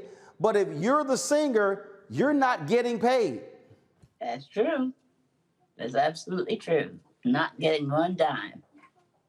And so when we talk about this, and this has been going on for a very long time, and there have been a lot of people, including black radio station owners, who have been fighting artists on this, saying, hey, don't make us pay, make the record labels pay.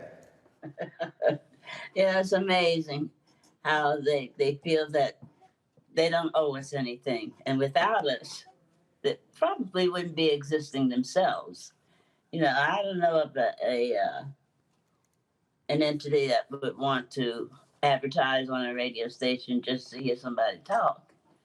I think they're gravitating to radio stations that play our music, that gets the attention of people.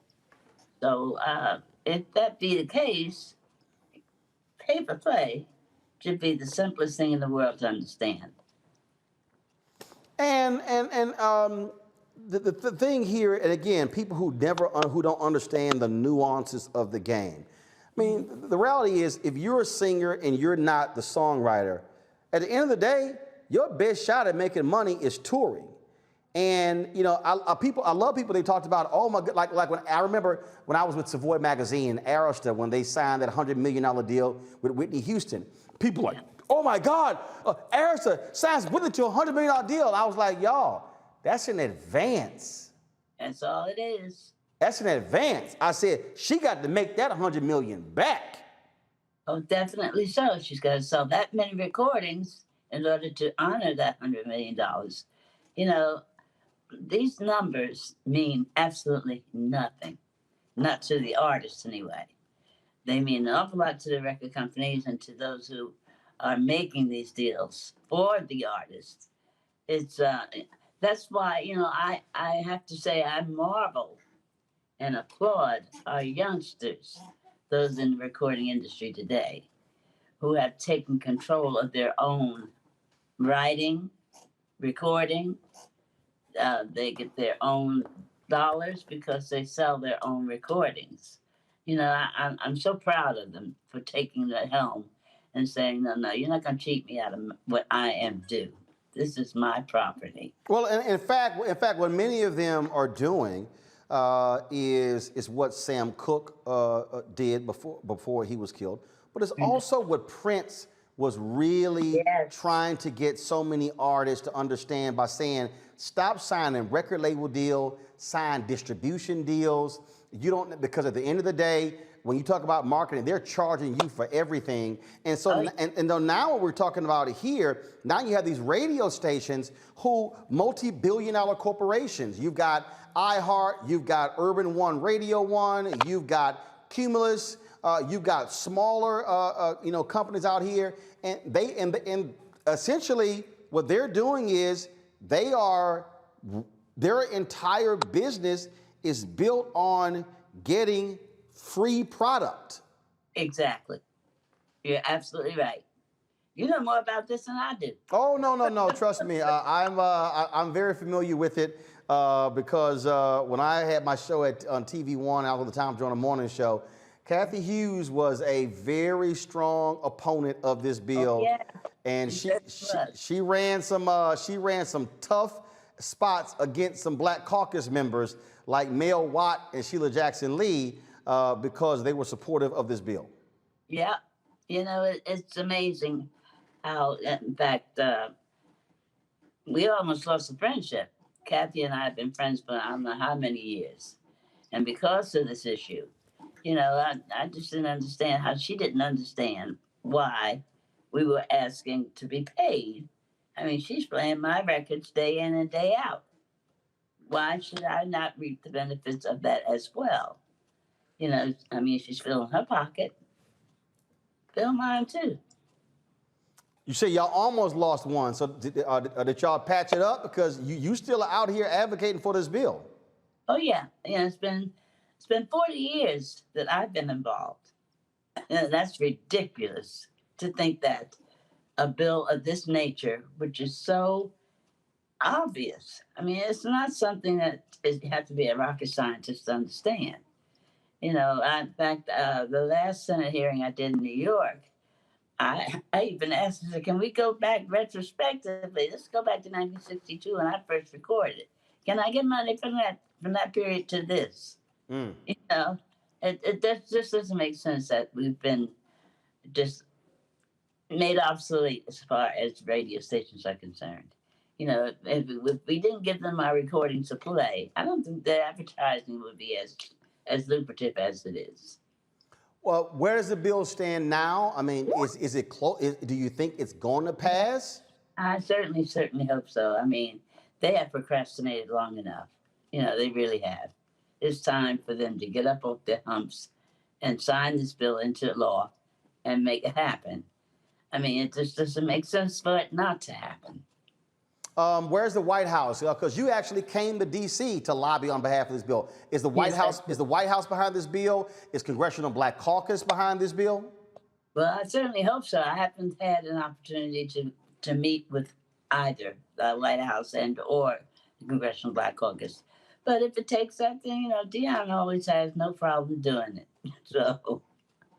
Have you seen young artists step into this and support this here? Because it sort of reminds me of young athletes who don't necessarily realize that the people who came before them made today possible. And so when you've had these battles over supporting of funds for veteran football players, the young guys are like, well, that's coming out of our pocket. But the reality is, without those veterans, you don't have the NFL you have today. And so are younger artists standing with you and others to say this needs to become law? I've not seen any of the younger artists. I don't know if they are even aware of what's going on. The 90% of them basically have their ownership. So I don't know if they're really concerned or not. The concern basically is more for the legacies of those who have passed on. Their families could certainly benefit from this. And, it's just a matter of doing the right thing. I don't understand how much more they can take out of everybody's pockets, basically. I mean, those pennies mean an awful lot to us. Right. And yet, nobody seems to care. Well, and you just made a good point there that people don't understand. They don't understand the estates, the trust, the family members. And the reality is, look, I love music. Anybody, they see me on Instagram, I first of all, I hate streaming music. So Yeah. I actually buy the song. So I buy the album, and so I remember Prince tweeted me back when I said no, I don't stream, because even with that, I mean, you have some songs that have been streamed 600 million times, and somebody got paid $30,000. That's right. Exactly. So, this is something that has to come out of politics. It just has to be removed from politics and brought into the mainstream. People have got to realize what is actually happening. So, like you said earlier, the normal person walking down the street thinks that Dionne Warwick, every time walk on by, got paid. And that's not true. That just didn't happen. And I wish it had, of course, Oh, like yeah. every recording artist existing, I don't care who you are, we've just been taken advantage of. And it's time for it to stop. Well, there have certainly been efforts to deal with that. We've had the lawsuits, we've seen just how unbelievably crazy these recording contracts were, how artists got screwed out of royalties, how they got screwed out of publishing. I mean, we can just go down the line. And so this bill here deals with that as well. And so we certainly going to make a few calls as well to find out where this stands in Congress and where some CBC folks stand as well, because it'll be very interesting to see a lot of folks who love to have folks like you perform at their CBC galas or their benefits. And it's great. Oh, we love, come on, we love hearing Dionne sing. But as you say, Dionne want to get paid.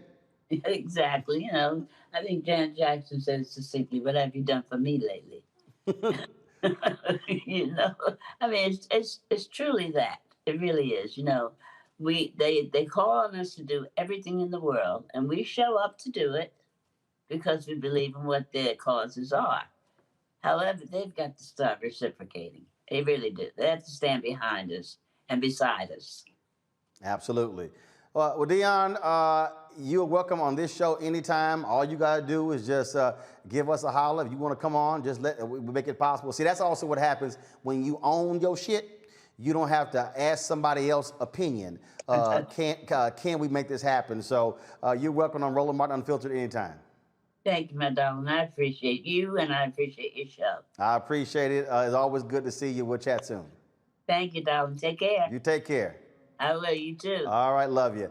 Let's love you. bring in my panel here, Ben, Teresa, and Mustafa. I mean, this is the business of the business. I talk about this all the time. You better understand the business of the business, Ben. And when people who haven't read these books and when they don't understand how a lot of these artists that we love and adore, and all of a sudden they get older. That's why you got some artists out there who are 70 and 75 and 80 and 85 still touring because they got no choice. Ben? Over it pretty extensively, the amount that these contracts actually take from these artists. It's a dog-eat-dog world in that industry. And I do want to say as an aside, I have been able to witness Sister Dionne Warwick's taking names on Twitter, and it is a fabulous thing to behold, and to just be on a panel after her is fascinating, and it's a blessing. But the artists have been taken advantage of in this industry for a very, very long time. I'm disappointed to hear what she said in terms of the younger artists not actively participating in it. Maybe they have enough control over their royalties and their distribution. They have an ideal situation. But my guess is that there are a lot of artists who are still vulnerable to the record industry as well as the radio industry, and they really need to rally behind this effort. It's not surprising, Teresa, because I use the example of the NFL. If you're a current guy, you don't understand what in the hell those veterans went through. That ain't your thing. And you're like, why do I need to put my stuff on the line for you when the economics of the game has changed? The reality now is artists have been able to build their own following. They aren't beholden to the record label. They've got their social media. They can go directly to them. They can sell merchandise directly to them. It's a whole different world. And so what Dionne Warwick is saying right there is that, hey, there are thousands of singers who this could impact their estates and their children and their children's children, because classic music is timeless. I talk about music all the time, and I mean, to this day, we still are jamming songs in the key of life, which Stevie Wonder put out then 40 years ago. We're still talking about Marvin Gaye and what's going on. We're still jamming Count Basie and Duke Ellington, and we're still jamming the Temptations and the Motown sound and Aretha. We still are rocking the songs that are 50, 60 years old, and the reality is 50 years from now, at a family reunion, they're gonna be jamming Earth, Wind and Fire. They're gonna be jamming Frankie Beverly and Mays and so many artists. But the reality is, when that music is being played on radio stations, if this law does not get passed, the songwriters, they get paid, not the artists who made those songs what they are. And that's why everyone needs to advocate together, knowing that, again, these type of music wasn't meant for one generation. It was meant for generations to come. I can't not think about the July 4th and how many cookouts and block parties I went to, and you heard classic music. You heard radio stations playing it on the dial. And so to hear that there is a lack of dispersion of funds going to the artists, it's really just, paramount, because there has been so much, I think, update in the media sense, as in we have Sirius Satellite, we have HD2 as another network, we have HD3, but there is still, I think, that realness of component of just going to your local radio dial and knowing that classical music, classic R&B, classic love songs, i.e. the baby making music that they used to say, is still relevant to today, and so they should be compensated as such. And look, Mustafa, if you're Kathy Hughes or at Radio 1 and Alfred Liggins, if you're iHeartRadio, if you're Cumulus, if you're any of these other smaller radio companies, I mean, you don't want your bottom line impacted. And so, what they've said is we shouldn't be paying. We're providing a free marketing service to them. The record labels should be paying it as well. And so, but whereas where Dionne is going, hey, your business, you're building a business off of basically free product. If we're going to be family, then let's be family. We often call out when those who are not a part of the African American community are doing the wrong thing and want them to be held accountable. We got to do the same thing. And hopefully we don't have to, we can come together with solutions. When I was working for John Conyers, which I'll always be thankful for, I remember he introduced HR 848, which was actually looking at a piece of this and trying to make sure that the artists were going to be fairly compensated on the copyright side of this issue. So this is a long-standing set of challenges that we could actually rectify. We just got to be willing to actually do the right thing. We should be taking care of those folks who actually, no pun intended, were the soundtrack of people's lives for a long, long time. And then it also builds a stronger foundation for these new artists. So hopefully there are some folks out there who are willing to make some investments around the education of why this is so needed and how it actually helps this next set of generation to be in a stronger position as they're negotiating and building, hopefully, their empires. All right, folks, let's talk about this story that came down today. Nikole Hannah-Jones is rejecting the University of North Carolina's controversial tenure offer in exchange for another opportunity. Of course, she is a journalist with the New York Times, created the 1619 Project, which won the Pulitzer Prize.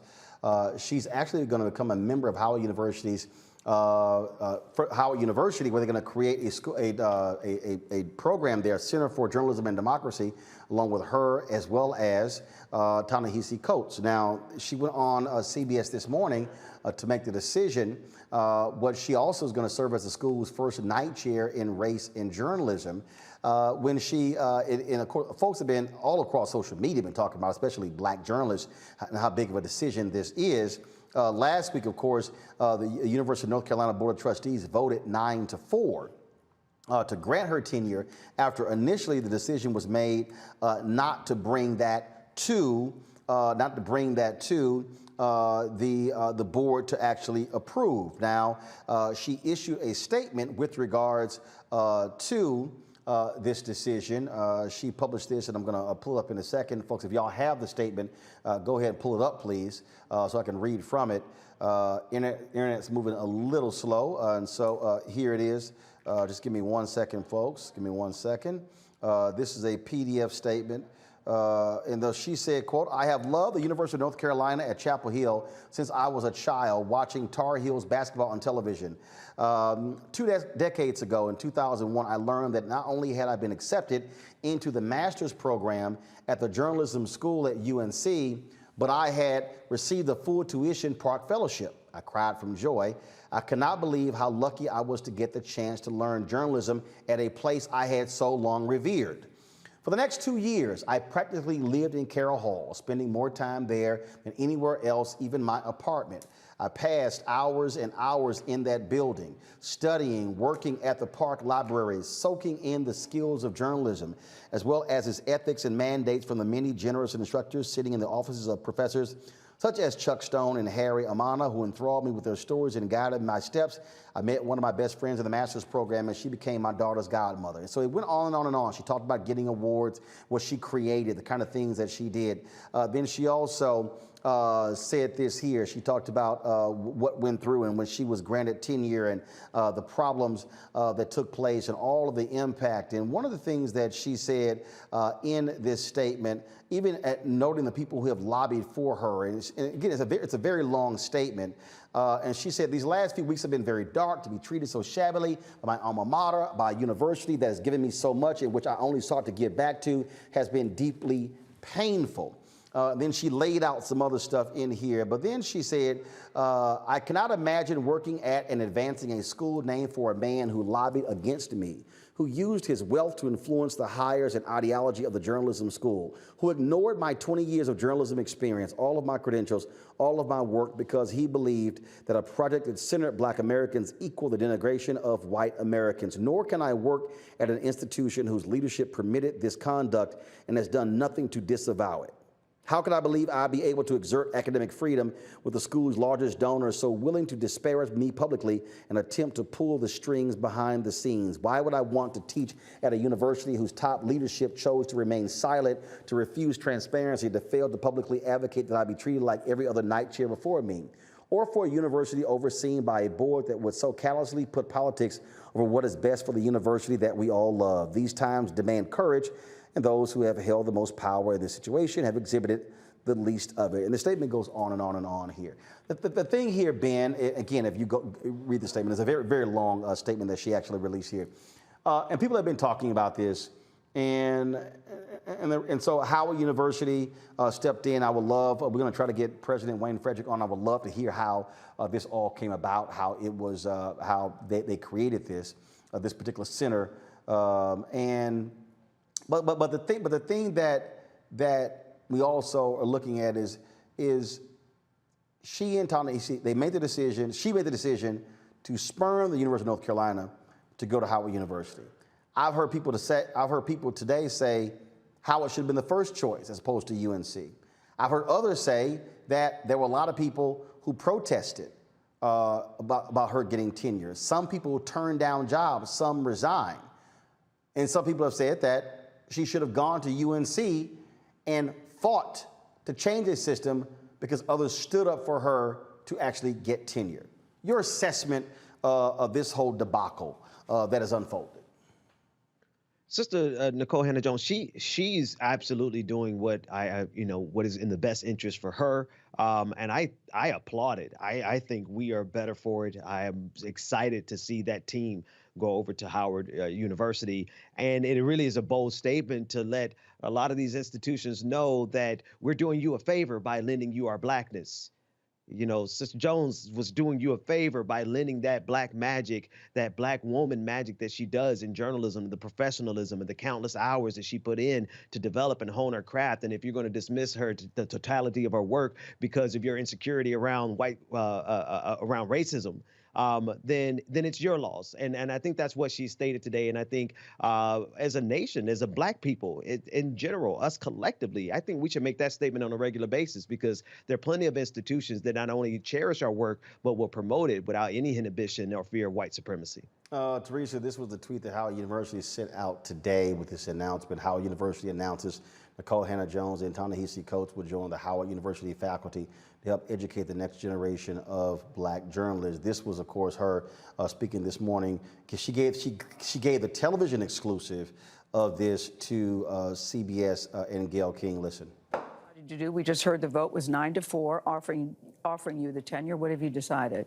Well, I've decided to decline the offer of tenure. I will not be teaching on the faculty of the University of North Carolina at Chapel Hill. It's a very difficult decision, not a decision I wanted to make. And instead, I'm going to be the inaugural night chair in race and journalism at Howard University. So many things to unpack there. First, let's start with you declining the offer. The vote was 9-4, clearly in your favor. There are some people that could say, you said you wouldn't take the job without being offered tenure. They offered you the tenure, and you're still saying, thanks, but no. Absolutely. Because? Well, because look what it took to get tenure. So this was a position that since the 1980s came with tenure. The night chairs are designed for professional journalists who have been working in the field to come into academia. And every other chair before me, who also happened to be white, received that position with tenure. It had never been denied. No one had ever been denied tenure before. Exactly. And I went through the tenure process, and I received the unanimous approval of the faculty to be granted tenure. And so to be denied it and to only have that vote occur on the last possible day, at the last possible moment, after threat of legal action, after weeks of protest, after it became a national scandal, it's just not something that I want anymore. So that was what she had to say to CBS this morning. Teresa. Yeah, I think Nikole, like many, did what was in the best interest of her. I mean, we don't know the back end of the amount of stress, the amount of calls, the amount of anxiety, and honestly, even if you read her pieces, I just want to teach and educate. And so, I'm kind of with her. But again, if I'm thinking about the advocacy side, I'm pushing Nikole to stay there and at UNC and create additional change for a system that obviously needs an uplift. But I am also excited that she's over there at Howard University, and I do believe Howard is going to get exactly what they're looking for. So they wanted someone that, is high energy, high standards in journalism, ethical, professional. That's what they're going to get with Nikole and Ta-Nehisi. So congrats to them. Mustafa? What did Dr. King say? In the end, we will not remember the words of our enemies, but the silence of our friends.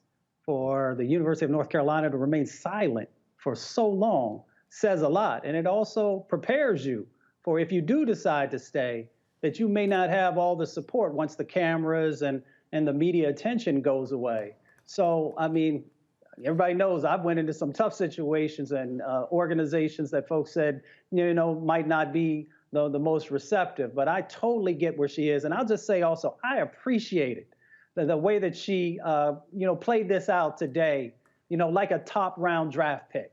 Making sure that folks understood that she understood her value and that she was going to leverage it to make sure that she got the best possible set of circumstances as she moves forward and helping to prepare the next generation. So congratulations to her. Something also, what you're seeing happen here, and we're seeing this actually in sports, where we saw, of course, Deion Sanders make a decision to become the head football coach at Jackson State. Of course, Eddie George was announced as the new head coach at Tennessee State. This happened over the weekend. Former NBA star Reggie Theus announced as the new head basketball coach and men's athletic director at Bethune-Cookman. And so, are you okay, Ben?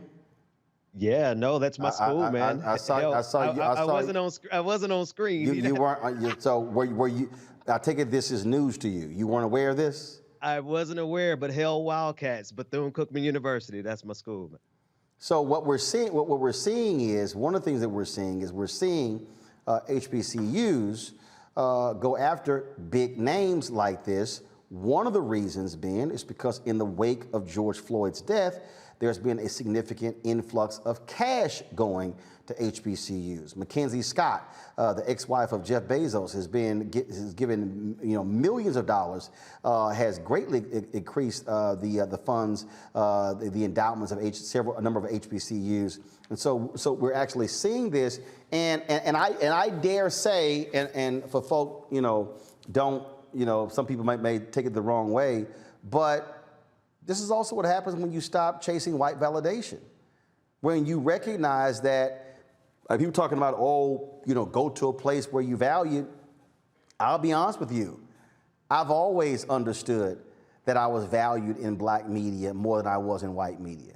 And so hopefully people will not, let me be real clear, hopefully people will not look at black institutions as my fallback, but as their first choice, not their last choice.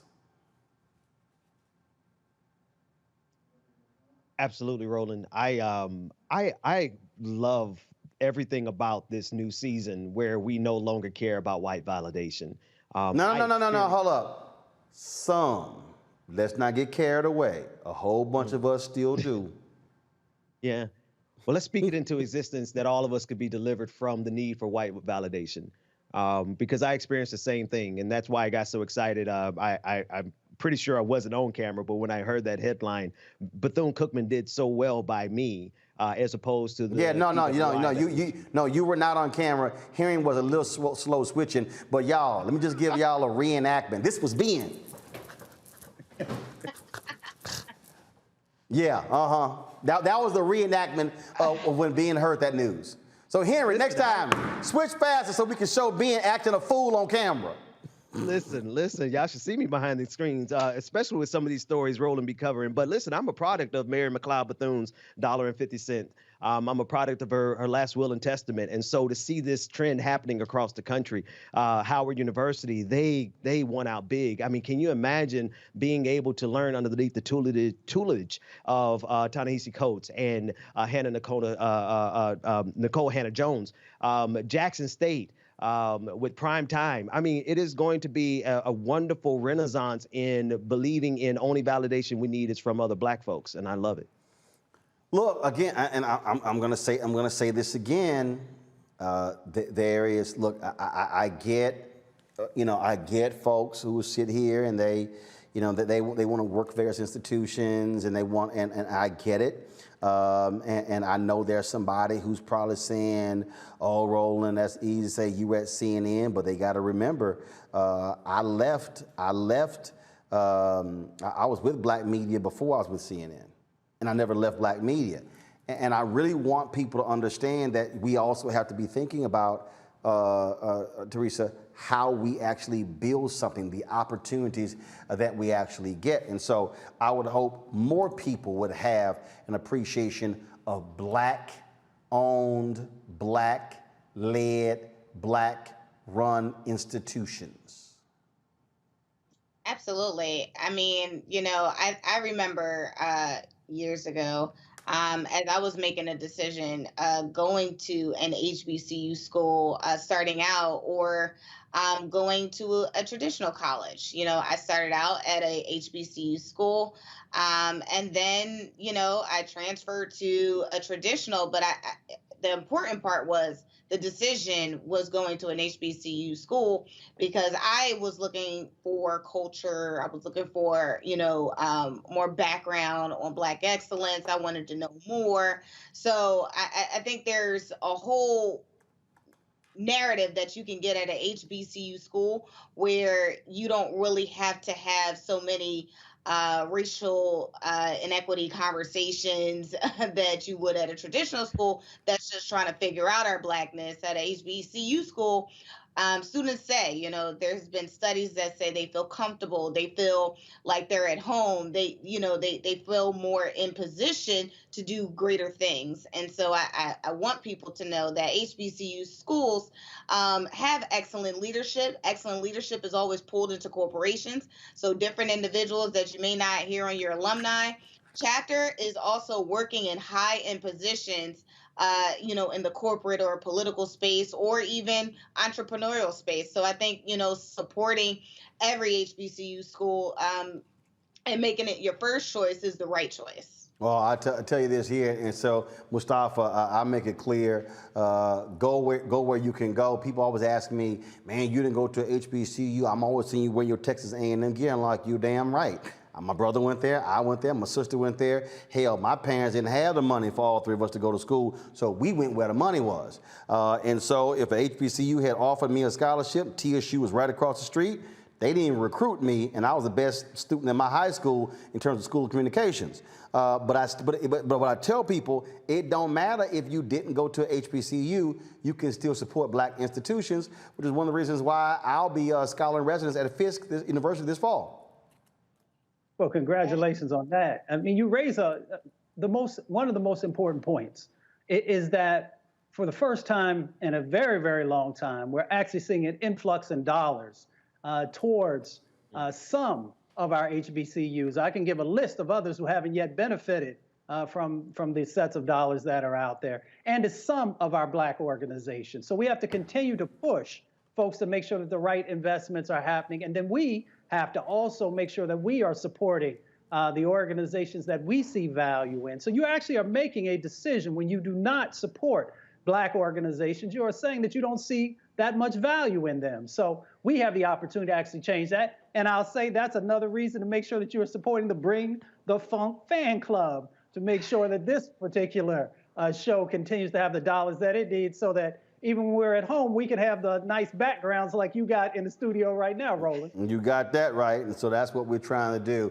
And we stay on top of the news as best as we can, folks. Some breaking news out of New York City. They have called, the Associated Press has called the race for Eric Adams. Eric Adams, the Brooklyn Bureau President, former police officer. He is the winner of the Democratic mayoral primary in New York City. Remember, they had ranked choice balloting there for the first time. He actually tacked to the center. He beat out a number of folks who had the progressive label. That, of course, not great news for a lot of people, Ben, who wanted to see a strong, avowed progressive. There were people who were like Maya Wiley in the race. There were others. But the reality is Eric Adams put together the kind of winning coalition needed, becoming just the second African-American mayor in the history of New York City. The first, of course, was David Dinkins, who passed away last year. Yeah, congratulations on that victory. I do think, regardless of the tack towards the center, which was a good move considering how crowded the field was. It was smart tactically. We saw something similar in the general election, or rather in the primaries with Bernie Sanders and Joe Biden. That said, there will be constant voices of activists and pressure being put to make sure that the policies, if he's to become mayor, and it looks like that will be the case, the policies will help the people regardless of where he tacked towards the center. We know the progressive agenda is one that's going to help the people of the city of New York. So, but still, again, congratulations for the victory. Bottom line is you had a whole bunch of candidates who were running, and so Eric Adams put the right coalition together. He was not shy about policing.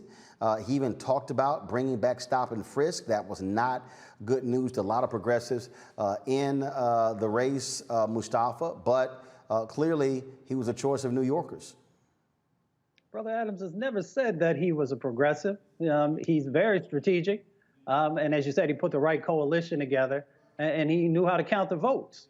So, that's a winning formula. I think that, he will, in most instances, be a strong advocate for our communities. But, he does come from, a longstanding law enforcement background. So folks are going to have to continue to push him, to give him the space to make sure that he's doing the right thing and making sure that there's some progressive values that are a part of his administration in that area. It was not a blowout. It was not a blowout at all, Teresa. This is what the New York Times is saying. Eric Adams won the nomination by a rail-thin lead. AP called the race for Mr. Adams after results from the city's Board of Elections showed that he held a lead of 1 percentage point over his nearest rival, Catherine Garcia. With most absentee votes now counted, Mr. Adams led Ms. Garcia by 8,426 votes in the city's first mayoral contest to be determined by ranked choice voting. If people don't understand and every vote counts, they better understand it in this race. Absolutely. And it looks like, one, history was made. So congratulations to Eric Adams, Mayor-elect Eric Adams, and the entire coalition, supporters, organizations. But as we look at, I think some of this political opportunity where ranked choice voting has been a hot topic, because this is something that I believe progressive and some liberals are now trying to push city to city and state to state to also understand or do better in elections. So I think this will be another hot topic. I think we need to, again, watch the results fully come in. He did win, but I also believe that there will be some conversation about this ranked choice voting, and thus we will be back on the dialogue for this. So congratulations to him and the team. All right, folks, got to go to a quick break. When we come back, Roland's book club will talk about how to be a Jedi leader and not a boss. My guest will explain on Roland Martin Unfiltered. When you study the music, you get Black history by default. And so no other craft could carry as many words as rap music. I try to intertwine that and make that create whatever I'm supposed to send out to the universe. A rapper, for the longest period of time has gone through phases. I love the word. I hate what it's become, and to this generation, the way they visualize it. Its narrative kind of like has gotten away and spun away from, I guess, the ascension of Black people.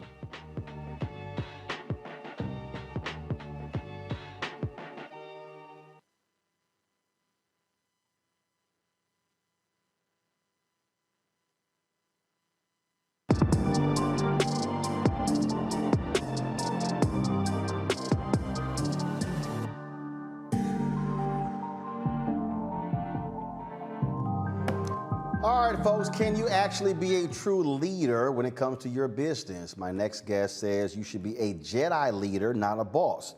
Leadership in the era of corporate social justice, equity, diversity, and inclusion. Omar Harris joins us. So, Omar, what does it actually mean to be a Jedi leader, not a boss? What's the difference? It means to basically lean into the practices of justice, equity, diversity, and inclusion is how you achieve the outcomes of more value from more stakeholders. Bosses are far more ego-driven, and a lot of the toxicity and injustices and inequities we see in corporations today emanates from that boss archetype. Everyone trying to climb the corporate ladder and knock everyone else off the corporate ladder. That leads to toxic behaviors and strategies that don't actually add value to customers, employees, communities, the environment, or even shareholders. So again, unpack that, because right now we're all in the whole deal, DEI. I'll be honest with you, I think most of it is BS and it's window dressing. It's not real because people they hire to be over DEI, frankly, don't have any P&L responsibility. They don't have any staff as well. And so if we're now talking about being a leader in this new world we're living in, what do you have to know? How must you be able to lead your staff in a diverse world? Well, I think the first thing is you have to lean into difference, and you lean into difference by understanding everyone's unique talents and strengths in the organization. I'm a Gallup certified strengths coach, which means that we focus on the power of positive psychology in business, which is basically finding what's right with people versus what's wrong with people. And that's the beginning of a new world of trust between yourself and the employee that allows you to build high-performance teams and achieve high-performance outcomes in companies. I worked for global pharmaceutical companies around the world in the U.S., Turkey, Indonesia, and Brazil over 20 years. And I've seen that positive psychology, servant leadership, and leaning into justice, equity, diversity, and inclusion as how you serve and support your people is how you get real work done in corporations and really begin to change the toxic status quo that's resulting in, we saw 4 million people opt out of the workforce in April, resign from the workforce in April. So there's a big problem happening in corporations today. And as you mentioned, companies are making lip service about this issue, but they really need to lean into this space in order for them to even protect their livelihood as an organization. Look, you really don't have, the only training that to be a boss really is you being in other sort of positions. There are a lot of people today who, they want to be a boss, but a lot of people don't understand what that means to be a boss. Yeah, I mean, I think bossing, first of all, and I talk about this in the book, do you know the word boss comes from the Dutch word base, which is actually a Dutch slave word for master? And so boss fundamentally has a white supremacist root. Another reason why we should not pursue bossdom in corporations. We should be pursuing leadership, which is really about positive influence, impact, and higher results. And basically, the fact that businesses can be more now. Businesses have to do more than just provide profits for shareholders. Businesses have to add value to employees, customers, communities, and the environment, in addition to shareholders. And that's the statement of purpose that's been redefined by corporations as of 2019. All right, questions from my panel. I'll start with you, Teresa Lundy. Yes, one, thank you. I look forward to picking up the book. So if there was one key advice that you would like to, for us to really get out of this book that you've mentioned, what would it be? Then the first one is that we have to take on this ownership for ourselves. This is not something that hetero, cisgender white men are going to help us with in corporations. And so this is an opportunity. It's a land grab. In corporations, there's not a lot of white space for us to actually operate and create opportunities for ourselves. So the DEI space, although, as Roland mentioned, lip service is a land grab for us. This is an opportunity for us to create space and kind of shape it as we see fit. And this is something that African Americans and BIPOC and Latinx in corporations should be leaning into this space and not shying away from it. Mustafa. First of all, thank you so much for the work that you're doing. Are there examples of the Jedi leadership paradigm that folks can point to that are showing how folks are utilizing that to move to the next level, their organizations? So I think that Adam Silver is a great example that I point to in the book around what it means to be a Jedi leader. So what he did last year with the George Floyd situation and how the NBA created the bubble around the pandemic, he had to lean into and listen to and really understand and validate the experiences of the players. And this was a situation where he listened and leaned in and was able to create something, a space for the athletes to really do something phenomenal, which was really demonstrate the social justice protests and also advocate for greater voting access and things of that nature, and get owners, actually bend the owners to their will and get owners on board with the needs of the player. We've never seen anything like that before. That's truly the example of a Jedi leader actually leveraging, listening and supporting his employees in order for him to drive better value and outcomes for everyone involved. Ben. I've had the privilege of working in some environments that I think would match what you're describing in terms of like the Jedi versus the boss concept. But I'm curious, what kind of pushback are you getting from corporate America? Because there's so much time that has been spent, entertainment, movies, books, about this aggressive nature of being a boss. Are you getting any pushback from people who cherish that paradigm? I certainly expect to get pushback from people who cherish that paradigm, which is why I'm going to people who are already embracing the new world. Basically, what I'm saying is that this is a business risk. Fundamentally, it's bigger than just, some corporate leaders see this as, the next PR initiative or corporate social responsibility. It's none of that. This is actually fundamentally business risk. Companies since 2012 that have not leaned into this space have lost over $64 billion a year in terms of lawsuits and things of that nature being taken out of their companies. Market capitalizations are being reduced from CEOs being caught with bad behavior. So this is business risk. And when you tee it up as business risks for CEOs, they begin to lean into the space and say, okay, so we want to mitigate and anticipate and remove this out of our system so that we don't have to pay the price in terms of shareholder value later on. So that's an argument that I've been making that's actually giving a lot of headway in a lot of corporations.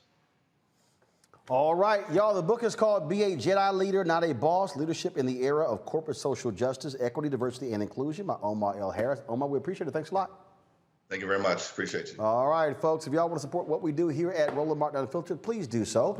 As Mustafa said, by joining our Bring the Funk fan club, every dollar you give goes to support this show and the work that we are doing here. We've got some great things for you. I can't wait to show you our new space.